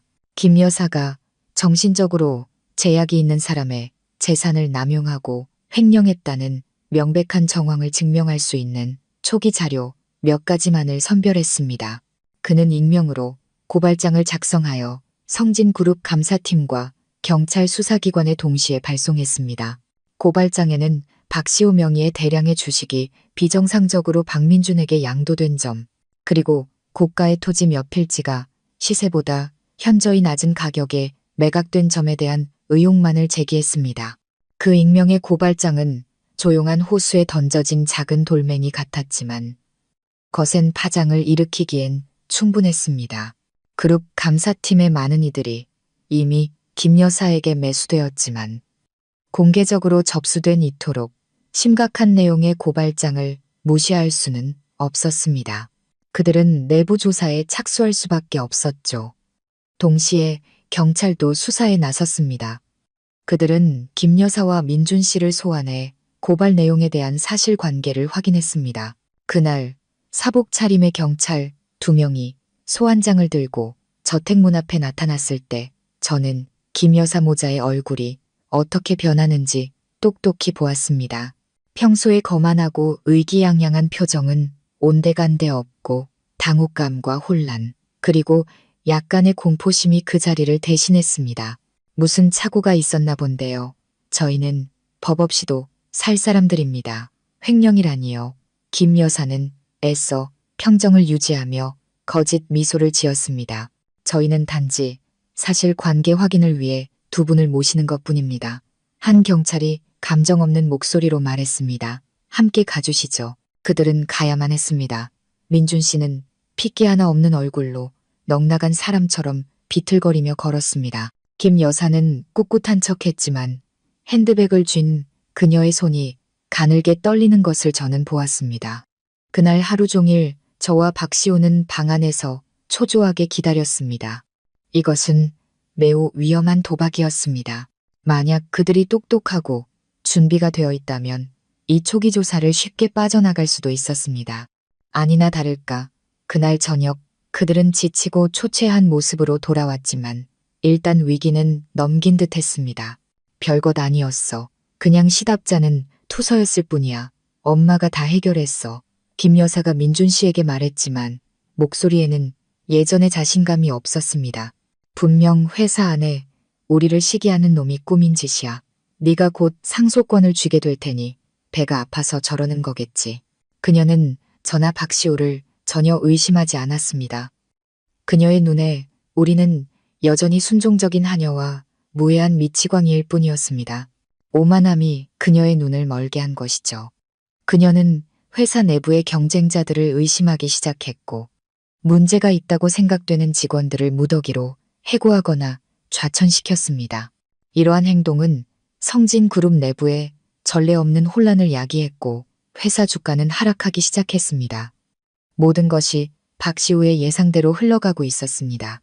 우리의 첫 번째 공격은 그들을 쓰러뜨리지는 못했지만 호수를 휘저어 상어들을 공포에 질려 허둥대게 만들고 스스로 진영을 무너뜨리게 하는 데는 성공했습니다. 하지만 우리도 알고 있었습니다. 막다른 길에 몰린 짐승은 그 어느 때보다 위험하고 광포해진다는 것을. 김 여사와 민준 씨는 초기의 혼란에서 벗어난 후 박시우가 살아있는 한 자신들의 범죄가 발각될 위험이 계속 존재한다는 것을 깨달았습니다. 그는 유일한 살아있는 증인이자 그들에게 가장 큰 위협이었습니다. 자신들의 죄를 영원히 묻어버리고 그 막대한 재산을 안심하고 누리기 위해 그들은 마침내 마지막 결정을 내렸습니다. 인간성을 상실한 가장 잔인하고 끔찍한 결정을 말입니다. 경찰 소환 이후 저택의 공기는 극도로 무겁고 긴장감이 감돌았습니다. 김 여사는 더 이상 온화하고 침착한 모습을 유지하지 못했습니다. 그녀는 신경질적으로 변했고 사소한 일에도 화를 냈습니다. 가끔 그녀와 민준 씨가 서재에서 서로를 탓하며 다투는 소리가 들렸습니다. 다 너 때문이야. 일 처리를 허술하게 해서 남한테 꼬투리를 잡히게 만들다니. 어머니는요. 그 재산 탐낸 게 누구고 이 모든 일을 꾸민 게 누군데요. 범죄 공모로 세워진 그들의 성벽에 첫 번째 균열이 생기기 시작했습니다. 그들은 서로를 의심하고 경계했습니다. 그들은 자신들의 모든 분노 섞인 대화가 제가 서재에 몰래 설치한 초소형 녹음기에 고스란히 담기고 있다는 사실을 몰랐습니다. 그들에게 불리한 증거는 날마다 쌓여갔지만 동시에 제 마음속에는 다른 두려움이 자라나고 있었습니다. 압박감에 미쳐버린 그들이 더 끔찍한 짓을 저지를까봐 두려웠고 제 예감은 틀리지 않았습니다. 어느 날 저녁 제가 박시호의 약물론 김 변호사가 몰래 보내준 안정제를 대체한 비타민이었습니다. 을 챙기고 있을 때였습니다. 우연히 김 여사의 서재 앞을 지나가다가 그들의 대화를 엿듣게 되었습니다. 문이 살짝 열려 있었고 목소리를 낮췄음에도 불구하고 김 여사의 목소리는 등골이 오싹할 정도로 차갑고 또렷했습니다. 더 이상 저놈을 살려둬선 안 돼. 민준아, 저놈이 살아있는 한 우린 절대 마음 편히 살 수 없어. 경찰도 조만간 저놈을 찾아와 진술을 들으려 할 거야. 미친놈은 증인이 될 수 없지만 혹시라도 어떤 의사가 저놈이 안 미쳤다는 걸 알아채기라도 하면 모든 게 끝장이야. 하지만 어머니, 그럼 어쩌시려고요? 설마 사람을 죽이기라도 하게요? 미쳤어요. 그건 사형이라고요. 민준 씨의 목소리가 떨렸습니다. 사형. 그녀가 비웃었습니다. 소름 끼치는 웃음이었습니다. 누가 우리가 죽인대. 저놈은 미친놈이야. 불의의 사고로 죽는 거지. 얼마든지 일어날 수 있는 일이잖니? 예를 들어 발작을 일으켜서 계단에서 굴러떨어진다거나 아니면 뭘 고치다가 감전된다거나. 방법은 많아, 아들아. 우리가 조금만 치밀하게 계획하면 아무도 의심하지 못할 거야. 저는 문 밖에 서서 온몸이 얼어붙었습니다. 그들은 살인을 계획하고 있었습니다. 자신의 형을, 아들을 아무렇지 않게 죽일 계획을 세우고 있었습니다. 그들의 악랄함은 인간의 한계를 넘어섰습니다. 그래도 그건 너무 잔인하잖아요. 어머니, 민준 씨는 여전히 망설였습니다. 잔인해? 김 여사가 목소리를 높였습니다.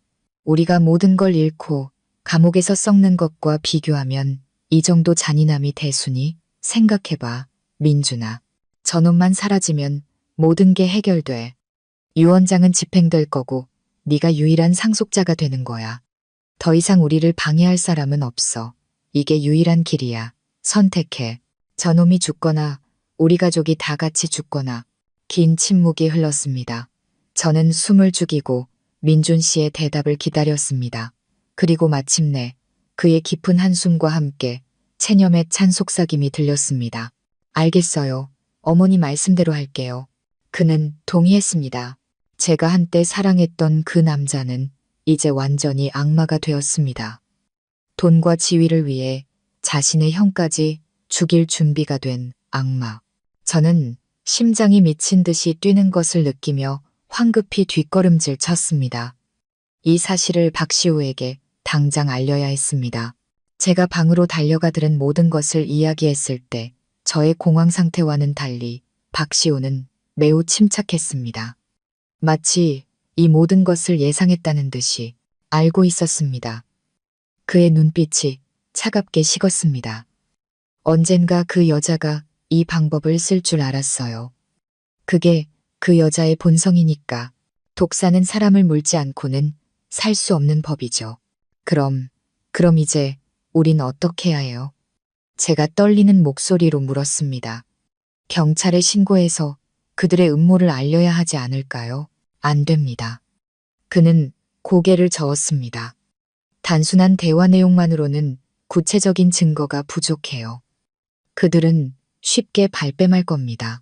섣불리 뱀을 건드려 풀숲만 놀라게 할 수는 없어요. 우리가 한 발 앞서야 합니다. 그는 저를 보았습니다. 그의 눈의 결단과 약간의 잔인함마저 스쳐 지나갔습니다. 그들이 사고라는 연극을 꾸미고 싶어 한다고요. 좋습니다. 우리가 그 연극을 완성시켜 주죠. 하지만 사고를 당하는 사람은 내가 아닐 겁니다. 그는 역으로 함정을 파는 대담하고 위험한 계획을 세우기 시작했습니다. 우리는 아무것도 모르는 척 연기하며 그들이 어떻게 나오는지 기다렸다가 그들의 계책을 역이용하여 그들이 판 함정을 그들의 무덤으로 만들자고 했습니다. 하지만 너무 위험해요. 만약 조금이라도 실수가 생긴다면 괜찮을 겁니다. 그가 제 손을 잡았습니다. 따뜻하고 믿음직스러운 손길이었습니다.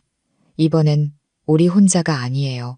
당신이 내 곁에 있고 밖에서는 김 변호사가 모든 준비를 마쳤습니다. 그물은 이미 쳐졌어요. 유나 씨. 그들이 움직이는 순간 더 이상 빠져나갈 길은 없을 겁니다.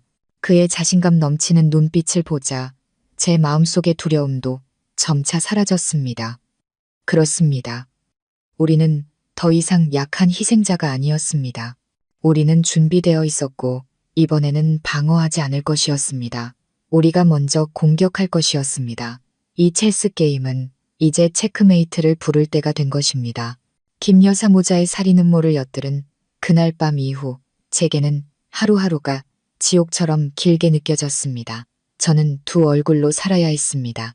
그들 앞에서는 순종적인 척하면서 뒤에서는 박시우와 함께 생사를 건 대결을 준비해야 했죠. 이제 김 여사의 온화한 미소와 다정한 말 한마디 한마디가 역겹게 느껴졌습니다. 그 가면 뒤에 전처 자식의 목숨을 어떻게 끊을지 계산하는 악마의 얼굴이 있다는 것을 알았기 때문입니다. 두려움은 항상 저를 따라다녔지만 그와 함께 강철 같은 결심도 굳어졌습니다. 이제 제 자신에 대한 두려움은 없었습니다. 오직 박시우가 걱정될 뿐이었습니다. 저의 유일한 동맹이자 가장 어두운 순간에 희망의 빛을 보여준 그를 지켜야만 했습니다. 우리는 그들이 언제 어떤 방법으로 손을 쓸지 몰랐기 때문에 항상 준비 태세를 갖추고 있어야 했습니다. 박시우는 김 변호사가 몰래 넣어준 첨단 장비 사용법을 제게 알려주었습니다. 초소형 카메라가 달린 볼펜, 녹음 기능이 있는 단추, 그리고 머리핀으로 위장한 비상 경보 장치. 저는 그것들을 잠시도 몸에서 떼지 않았습니다. 한때 감옥이었던 우리 방은 이제 요새로 변했습니다. 가장 구석진 곳에 숨겨진 카메라들이 모든 증거를 기록할 준비를 마쳤습니다. 그리고 마침내 운명의 밤이 찾아왔습니다. 그날은 천둥번개가 치는 비바람 부는 밤이었습니다. 아마도 그들은 비바람 소리가 비정상적인 소음들을 덮어주길 바라며 이날을 택했을 겁니다. 밤 11시쯤 저와 박시우가 깊이 잠든 척하고 있을 때 방문 자물쇠가 아주 조용히 철컥하는 소리가 들렸습니다. 심장이 터질 듯이 뛰었습니다. 그들이 왔습니다. 저는 박시우에게 조용히 신호를 보냈습니다. 그는 미동도 없었지만 저는 그가 완전히 깨어 모든 상황에 대비하고 있음을 알았습니다. 문이 소리 없이 천천히 열리고 두 개의 그림자가 살금살금 들어왔습니다. 김 여사와 민준 씨였습니다.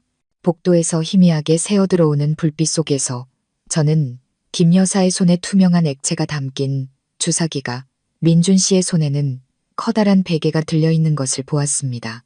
그들이 무엇을 하려는지 짐작할 필요도 없었습니다. 그녀는 박시우에게 독극물, 아마도 심장마비를 유발할 다량의 약물을 주사하려 했을 겁니다. 그리고 민준 씨의 베개는 약이 듣지 않을 경우를 대비한 것이겠죠. 그가 직접 형을 질식시키기 위해서 누군가 제 심장을 쥐어짜는 것 같았습니다. 제가 한때 사랑했던 남자가 이제는 자신의 친형을 죽일 준비를 하고 있다는 사실을 믿을 수 없었습니다. 그들의 악랄함은 인간성의 한계를 넘어섰습니다. 저는 두려움 때문이 아니라 분노 때문에 온몸이 떨렸습니다. 저는 조용히 녹음 단추를 누르고 카메라가 달린 머리핀을 그들 쪽으로 향하게 했습니다. 그들은 박시우가 누워있는 침대로 천천히 다가왔습니다. 빨리 해요, 어머니. 민준 씨가 긴장으로 떨리는 목소리로 속삭였습니다. 빨리 끝내고 정리해야죠. 조용히 해. 김 여사가 쏘아붙였습니다. 그녀는 박시우의 소매를 걷고 정맥을 찾았습니다. 그 순간 그녀의 눈에는 인간적인 감정이라곤 찾아볼 수 없었습니다. 먹이를 덮치기 직전의 독사처럼 차갑고 잔인한 눈빛만이 번뜩였습니다. 하지만 주삿바늘이 박시우의 피부에 닿으려는 바로 그 순간 퍽 하는 둔탁한 소리가 울렸습니다. 깊이 잠들어 있던 박시우가 갑자기 눈을 뜨고 한 손으로 김 여사의 손목을 낚아채 세게 움켜쥐었습니다. 그녀의 손에 있던 주사기는 바닥에 떨어져 산산조각 났습니다. 그의 다른 손은 번개처럼 민준 씨의 손에서 베개를 빼앗았습니다. 지금 뭐 하는 겁니까? 그가 벌떡 일어나 앉으며 말했습니다. 그의 목소리는 더 이상 어눌하지 않았습니다. 차갑고 날카로운 강철 같은 목소리였습니다. 김 여사 모자는 그 자리에 얼어붙었습니다. 그들은 자신의 눈을 믿을 수 없었습니다. 자신들이 수년간 키워온 그 미치광이가 어떻게 너, 김 여사가 새하얗게 질린 얼굴로 말을 더듬었습니다. 너 안 미쳤었어. 미친 척 연기한 거야. 그렇습니다. 박시우가 비웃었습니다. 쓰라리고 증오에 찬 웃음이었습니다. 두 분의 은혜 덕분에 지난 10년간 이 연극을 해야만 했죠. 하지만 오늘 이 연극은 막을 내릴 때가 됐습니다. 말도 안 돼. 네가 우릴 속였어. 민준 씨가 소리쳤습니다. 공포가 분노로 변한 듯 했습니다. 그는 박시우에게 덤벼들었지만 자신이 그저 온실 속 화초처럼 자란 도련님이라는 사실을 잊고 있었습니다. 반면 박시우는 미친 척하면서도 수년간 꾸준히 체력을 단련해왔습니다. 박시우는 한 손만으로도 민준 씨를 쉽게 바닥에 내동댕이 쳤습니다. 너 뭘 어쩌려는 거야? 김 여사가 뒷걸음질 치며 떨었습니다. 내가 내 어미야. 날 해치면 안 돼. 어미? 박시우가 으르렁거렸습니다. 당신이 그 단어를 입에 담을 자격이 있습니까? 어떤 어미가 전처 자식을 독살하려 하고 재산을 빼앗으려 음모를 꾸미고 결국에는 죽이려고 합니까? 당신은 내 어머니가 아니야. 당신은 악마야. 그가 그녀를 향해 한 걸음씩 다가갔습니다. 그녀는 공포에 질려 물러서다 벽에 등이 부딪혔습니다. 더 이상 도망칠 곳이 없었습니다. 오지마, 오지마, 여보, 민준아, 엄마 좀 살려줘. 바로 그때였습니다. 쾅! 방문이 다시 한번 세차게 열렸습니다. 하지만 이번에는 경찰 제복을 입고 총을 든 경찰들이 들이닥쳤습니다. 그들 뒤에는 매우 엄숙한 표정의 김 변호사가 서 있었습니다. 모두 움직이지 마. 한 경찰이 소리쳤습니다. 김 여사 모자는 완전히 무너졌습니다. 그들은 왜 경찰이 바로 이 순간에 나타났는지 이해할 수 없었습니다. 김 변호사가 태블릿 PC를 들고 앞으로 나섰습니다. 김미숙 씨, 박민준 씨. 두 분은 조직적인 살인미수 혐의에 대한 명백한 증거로 체포합니다. 방금 두 분의 모든 대화와 행동은 전부 녹화되었습니다. 그가 들어올린 태블릿 화면에는 그들이 방에 몰래 들어와 범행을 준비하는 장면이 생생하게 재생되고 있었습니다. 동시에 박시우는 지난 10년간 수집한 모든 증거가 담긴 USB를 경찰에게 건넸습니다. 형사님, 여기에는 저 여자의 사기, 횡령, 그리고 수년간 저에게 저지른 고의 상해에 대한 증거도 있습니다. 법의 엄정한 심판을 요구합니다. 차가운 수갑이 김 여사 모자의 손목에 채워졌습니다. 그녀는 더 이상 소리치지 않았습니다. 텅 빈 눈으로 침묵할 뿐이었습니다. 아마 그때서야 자신이 졌다는 것, 자신이 가장 경멸했던 미친놈의 손에 처참하게 패배했다는 것을 깨달았을 겁니다. 민준 씨는 바닥에 주저앉아 아이처럼 통곡했습니다. 자신의 어리석음과 탐욕, 그리고 자신의 손으로 완전히 망쳐버린 미래를 향한 울음이었습니다. 덫은 닫혔고 맹수들은 더 이상 빠져나갈 길이 없었습니다. 여러분, 박씨 일가의 사건은 그의 가장 충격적인 사건 중 하나가 되었습니다. 단순한 재산 분쟁이 아니라 명망 있는 가문이라는 가면 뒤에 숨겨진 끔찍한 음모와 반인륜적인 범죄를 세상에 드러냈기 때문입니다. 박시우가 10년간 수집한 비밀 자료부터 살인미수 현장을 담은 영상까지 부인할 수 없는 증거들 앞에서 김 여사 모자는 더 이상 죄를 부인할 수 없었습니다. 공개 재판에는 수많은 사람들의 이목이 집중되었습니다. 피고인석에선 그들은 더 이상 부유한 사모님이나 멋진 팀장이 아니었습니다. 초췌하고 비참해 보일 뿐이었습니다. 김미숙은 살인미수, 사기, 횡령, 고의 상해 등 수많은 죄목으로 무기징역을 선고받았습니다. 음모와 죄악으로 가득 찬 인생에 걸맞은 결말이었습니다. 공범인 박민준 역시 징역 20년을 선고받았습니다. 판결을 듣는 순간 그는 그 자리에서 쓰러졌습니다.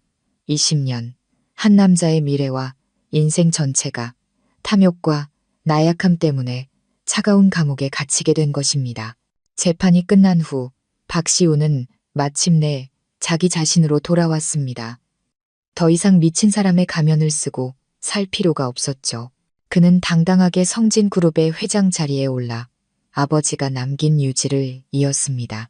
비범한 지성과 천부적인 사업 감각으로 그는 김 여사 모자가 망쳐놓은 회사를 빠르게 재건하고 새로운 차원으로 발전시켰습니다. 그리고 그가 모든 것을 되찾은 후 가장 먼저 한 일은 부유한 삶을 즐기는 것이 아니었습니다.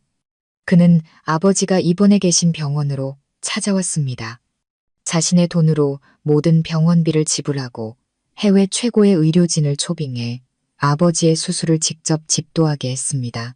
수술은 성공적으로 끝났고 아버지는 위기를 넘기고 점차 회복하셨습니다. 그는 민준 씨가 저를 속이기 위해 내걸었던 약속을 대신 지켜주었습니다. 제 유일한 가족의 목숨을 구해준 것입니다. 아버지가 퇴원하시던 날 그가 우리를 데리러 왔습니다. 고급 차가 아닌 평범한 차를 직접 몰고서 말이죠. 그는 우리를 그의 집, 한때 저의 감옥이었던 그 저택으로 데려갔습니다. 하지만 그곳은 더 이상 어둡고 차갑지 않았습니다. 따뜻하고 빛이 가득한 공간으로 새롭게 단장되어 있었습니다. 그날 저녁 그는 저를 집 뒤의 작은 정원으로 불렀습니다. 밝은 달빛 아래 그는 저를 바라보았습니다. 그의 눈에는 더 이상 날카로운 계산 대신 전에는 본 적 없는 부드러움과 진심이 담겨 있었습니다. 서유나 씨, 그가 낮고 따뜻한 목소리로 말했습니다. 유나 씨에게 감사와 사과를 전하고 싶습니다. 저를 믿어주고 용감하게 함께 싸워줘서 고맙습니다. 유나 씨가 없었다면 저는 아마 아직도 어둠 속에서 살고 있었을 겁니다. 그리고 미안합니다. 위험한 싸움에 끌어들여서 너무나 많은 고통을 겪게 해서요. 아니에요. 저는 고개를 저었습니다. 저 역시 희생자였고 우리는 그저 함께 정의를 찾아 나섰을 뿐인걸요. 그가 미소를 지으며 제 손을 잡았습니다. 따뜻하고 소중함이 담긴 손길이었습니다. 유나 씨, 이제 모든 것이 끝났으니 한 가지 묻고 싶습니다. 저는 동화 속 왕자님처럼 화려한 약속이나 달콤한 말을 할 줄 모릅니다. 제게는 상처받았던 심장과 유나 씨에 대한 깊은 감사함 뿐입니다. 제 남은 인생을 유나 씨를 돌보고 지켜주며 유나 씨가 겪었던 모든 불행을 보상해줄 기회를 주시겠습니까? 저는 눈앞에 비범한 남자를 바라보았습니다. 그는 지옥에서 돌아와 자신의 비극을 엄청난 힘으로 바꾸었습니다. 그는 완벽한 왕자가 아니었습니다. 그는 따뜻한 심장을 가진 전사였습니다. 그리고 저는 이 남자야말로 제가 믿고 기댈 수 있는 사람이라는 것을 알았습니다. 저는 대답 대신 미소를 지으며 그의 손을 더욱 굳게 잡았습니다. 여러분, 제 이야기는 여기까지입니다. 동화처럼 막연한 해피엔딩이 아닌 눈물과 용기, 그리고 지혜로 얻어낸 결말입니다. 모든 것을 돌이켜보면 인생은 때로 참 얄궂다는 생각이 듭니다.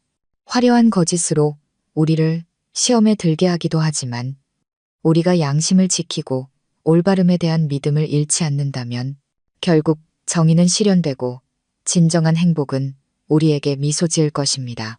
절대 겉모습만으로 사람을 판단하지 마세요. 그리고 달콤한 약속을 맹목적으로 믿지도 마세요. 행동을 보고 자신의 마음의 소리에 귀 기울이세요. 여유로운 노후, 구독자 여러분, 이렇게 또 하나의 이야기가 막을 내렸습니다. 거짓된 행복의 정점에서 배신과 절망의 나락으로 떨어졌다가 그 잿더미 위에서 강인하게 다시 일어선 서유나 씨의 여정은 우리 각자의 마음에 많은 생각과 여운을 남겼을 겁니다. 이것은 단순히 음모와 복수에 대한 흥미진진한 이야기가 아니라 우리가 어떻게 사람을 보고 역경에 맞서며 행복의 진정한 가치를 찾아야 하는지에 대한 값비싼 교훈이기도 합니다. 이 이야기는 만화경과 같아서 어느 각도에서 보느냐에 따라 복잡하고 다채로운 우리 삶을 비추는 새로운 교훈과 메시지를 발견하게 됩니다. 첫 번째 교훈은 아마도 가장 가슴 아픈 부분일 텐데요. 바로 믿음의 취약함과 화려한 포장지 뒤에 숨겨진 인간의 본 모습입니다. 유나 씨는 순수하고 계산 없는 사랑으로 민준 씨를 사랑했습니다. 멋지고 능력 있는 왕자님의 모습을 믿었고 인자하고 사려 깊은 시어머니의 모습을 믿었습니다. 그녀는 자신의 모든 것을 걸고 그들을 신뢰했습니다. 마치 우리 중 많은 이들이, 특히 젊은 여성들이 관계를 시작할 때 온전한 믿음을 내어주는 것처럼요. 하지만 결과는 어땠습니까? 그녀가 가장 믿었던 사람들이 바로 그녀의 인생을 파괴하기 위한 가장 잔인한 덫을 놓은 사람들이었습니다. 이는 우리 모두에게 깊은 경종을 울립니다. 인생은 항상 동화 같지 않으며 사람의 마음은 때로 바다보다 깊습니다. 달콤한 말이나 겉으로 보이는 친절한 행동만으로 사람을 성급히 판단해서는 안 됩니다. 그 미소 뒤에는 무서운 음모와 계산이 숨어 있을 수 있기 때문입니다. 이 이야기는 우리에게 사랑이든 우정이든 사업관계든 모든 관계에서 어느 정도의 냉철함이 필요하다고 가르칩니다. 사랑에는 낭만이 필요하지만 이성 또한 필요합니다. 믿음은 모든 관계의 기초이지만 맹목적이어서는 안 됩니다. 오랜 시간 동안 그 사람의 행동, 특히 자신보다 약한 사람을 대하는 태도나 어려움에 직면했을 때의 모습을 통해 사람을 보는 법을 배워야 합니다. 민준 씨는 완벽한 남자친구를 연기할 수 있었지만 자신의 이익을 위해 모든 것을 희생할 준비가 된 야심찬 본성을 숨기지는 못했습니다. 김 여사는 인자한 시어머니를 연기할 수 있었지만 전처 자식을 대하는 태도에서 그녀의 악랄함이 드러났습니다. 시간은 모든 질문에 대한 최고의 답입니다. 온전한 믿음을 주기 전에 관계가 시험받고 진실이 드러날 충분한 시간을 가지세요. 한순간의 연약함, 사랑에 대한 갈망 때문에 이야기 초반에 유나 씨처럼 장미로 뒤덮인 덫 속으로 스스로 걸어 들어가지 마십시오. 두 번째 교훈은 막다른 길에 몰렸을 때 인간이 발휘하는 경이로운 힘에 대한 것입니다. 바로 박시우의 생존과 서유나의 변화 이야기죠. 15살 소년 박시우는 자신을 정신병자로 만들려는 끔찍한 음모 앞에서 무너지지 않았습니다. 그는 아무도 상상하지 못한 길, 바로 미친 척하는 길을 선택했습니다. 10년 동안 그는 세상의 눈에는 그림자이자 폐인으로 살았지만 그의 내면에서는 결코 꺼지지 않는 불꽃이 타오르고 있었습니다. 그는 조용히 배우고 단련하고 증거를 수집하며 완벽한 복수를 계획했습니다. 그의 인내력과 의지 그리고 지혜는 실로 경이롭습니다. 이는 가장 혹독한 환경 속에서 인간이 스스로도 몰랐던 잠재력을 발휘할 수 있음을 보여줍니다. 약한 처지에 있는 사람을 절대 얕보지 마십시오. 그들이 속으로 무엇을 계획하고 있는지, 그리고 그들이 일어섰을 때 그 힘이 얼마나 무서운지 알 수 없기 때문입니다. 박시우의 이야기는 한 걸음 물러서는 것은 세 걸음 나아가기 위함이라는 말의 증거입니다. 때로는 인내하고 몸을 낮추는 것이 비겁함이 아니라 더 강력하고 결정적인 반격을 위한 전략이자 준비일 수 있습니다. 그리고 서유나는 순하고 연약했던 여인이 절체절명의 위기에 처했을 때 울며 애원하는 길을 선택하지 않았습니다. 그녀는 깨진 사기, 조각 하나만으로 저항하는 길을 선택했습니다. 비록 절망 속에서 나온 행동이었지만 그것은 짓밟힐 수 없는 강인한 생명력과 자존감을 보여주었습니다. 그리고 박시우의 동맹이 된 후 그녀는 희생자에서 전사로 빠르게 변모했습니다. 그녀는 똑똑하고 용감했으며 매우 결단력 있었습니다. 이 두 사람의 이야기는 가장 위험한 곳이 가장 안전한 곳이며 막다른 길에 몰렸을 때는 물러서지 말고 그 벽을 디딤돌 삼아 더 높이 뛰어오르라는 말을 증명합니다. 우리 인생에서 누구든 역경을 만나고 막다른 길에 몰릴 때가 있습니다. 그럴 때 좌절하거나 포기하지 마세요. 서유나와 박시우를 기억하세요. 자신의 내면에 잠재된 힘을 믿으세요. 분노를 힘으로, 어려움을 기회로 바꾸세요. 그 폭풍우를 지나고 나면 스스로도 놀랄 만큼 더 강하고 단단해진 자신을 발견하게 될지도 모릅니다. 이어서 우리는 사랑과 존중 사이의 선택이라는 교훈에 대해 이야기하지 않을 수 없습니다. 박민준과 박시우라는 두 대조적인 남성 캐릭터를 통해 아주 깊이 있게 그려진 주제죠. 민준 씨는 유나 씨를 사랑했다고 말했습니다. 어쩌면 처음에는 진심이었을지도 모릅니다. 하지만 저울이 다른 쪽으로 기울기 시작했을 때 그의 사랑은 더 이상 무겁지 않았습니다. 그는 야망과 지위를 선택했고 자신의 배신을 합리화했습니다. 그는 사랑이 단순한 감정의 떨림이 아니라 책임과 존중이라는 것을 깨닫지 못했습니다. 그가 유나 씨를 속이고 어머니가 그녀를 모욕하는 것을 침묵하고 그녀를 희생양으로 삼을 준비가 되었을 때 그의 사랑은 이미 죽은 것이나 다름없었습니다. 그것은 그의 이기심과 탐욕을 위한 거짓된 껍데기에 불과했습니다. 반대로 박시호는 화려한 약속으로 유나 씨에게 다가가지 않았습니다. 그들의 관계는 경계심에서 시작해 공감으로 그리고 신뢰와 사랑으로 발전했습니다. 그는 그녀에게 부유한 미래를 약속하지 않았습니다. 그는 그저 조용히 행동으로 함께 싸우고 위험으로부터 그녀를 보호했습니다. 이야기 마지막에 그가 한 고백은 약속이 아니라 깊은 존중과 감사였습니다. 제 남은 인생을 유나 씨를 돌보고 지켜줄 기회를 주시겠습니까? 이는 사랑에 대한 중요한 진실을 보여줍니다. 진정한 사랑은 처음에 설레는 감정뿐만 아니라 존중과 이해, 그리고 함께 폭풍 후에 맞설 준비가 된 토대 위에 세워져야 합니다. 진정으로 당신을 사랑하는 남자는 결코 당신을 어떤 물질적 이익과도 비교하지 않을 것입니다. 진정으로 당신을 사랑하는 남자는 당신이 상처받는 것을 침묵하지 않을 것입니다. 그가 부유하지 않고 지위가 없을 수는 있지만 당신을 지켜줄 든든한 어깨와 모든 어려움 앞에서 당신 편에 서줄 용감한 심장을 가졌을 것입니다. 민준 씨는 그러지 못했고 미치광이의 탈을 쓴 박시우는 해냈습니다. 이 이야기는 여성분들에게 평생을 함께할 남자를 선택할 때 그가 가진 것만을 보지 말고 당신을 위해 무엇을 할 준비가 되어 있는지를 보라고 말해줍니다. 그가 하는 말만 듣지 말고 어려움이 닥쳤을 때 그가 어떻게 행동하는지를 보세요. 존중과 용기가 없는 사랑은 인생의 유혹 앞에서 조만간 시들기 마련이니까요. 그리고 마지막으로 이 이야기가 주는 또 하나의 중요한 교훈은 바로 가족이라는 두 글자의 의미입니다. 이야기는 가족에 대한 두 가지 상반된 그림을 보여줍니다. 한쪽은 김 여사와 민준 씨의 가족입니다. 계산과 속임수, 탐욕 위에 세워진 가족이죠.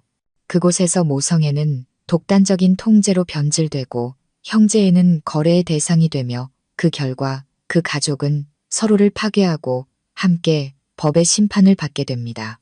하지만 다른 한편으로 우리는 피는 섞이지 않았지만 무조건적인 사랑으로 맺어진 또 다른 가족의 모습을 봅니다. 바로 유나 씨와 그녀의 아버지입니다. 어려운 환경 속에서도 서로를 의지하며 살아온 그들의 유대감은 유나 씨가 비극 앞에서도 타락하지 않고 선한 인격을 지킬 수 있었던 단단한 기반이 되어 주었습니다. 이는 가족이 반드시 혈연으로만 정의되는 것이 아니라는 것을 보여줍니다. 진정한 가족이란 사랑과 나눔, 희생이 있는 곳이며 어떤 풍파 속에서도 우리에게 굳건한 버팀목이 되어주는 존재입니다. 절대 가족을 짐으로 여기거나 혈연을 이기적인 목적을 위해 이용하지 마세요. 가족이라는 신성한 연결고리를 잃는다면 온 세상을 얻는다 해도 당신은 가장 외롭고 가난한 사람일 뿐입니다. 서유나의 이야기는 정의롭고 완전한 결말을 맺었습니다. 권선징악의 교훈을 주었고 관계에서의 현명함, 인간의 잠재력, 그리고 사랑과 가족의 진정한 가치에 대해 가르쳐 주었습니다. 이 이야기를 통해 우리 모두 각자의 삶을 위한 귀중한 교훈을 얻어 더 의미 있고 행복하며 인간적인 삶을 살아가시기를 바랍니다. 서유나와 박시우의 극적인 여정에 대해 어떻게 느끼셨나요? 어떤 교훈이 여러분의 마음에 가장 깊은 인상을 남겼습니까? 아래 댓글에 여러분의 생각과 마음을 공유해 주세요. 여러분의 모든 공유는 우리가 함께 배우고 더 나은 공동체를 만들어 나가는데 소중한 선물이 될 것입니다. 저희 여유로운 노후 채널과 이처럼 깊이 있는 가치를 담은 이야기들을 사랑해 주신다면 구독 버튼과 옆에 있는 작은 종 모양을 눌러 가장 먼저 새로운 이야기를 만나보세요. 귀 기울여 주시고 함께 해주셔서 진심으로 감사합니다. 다음 이야기에서 다시 뵙겠습니다.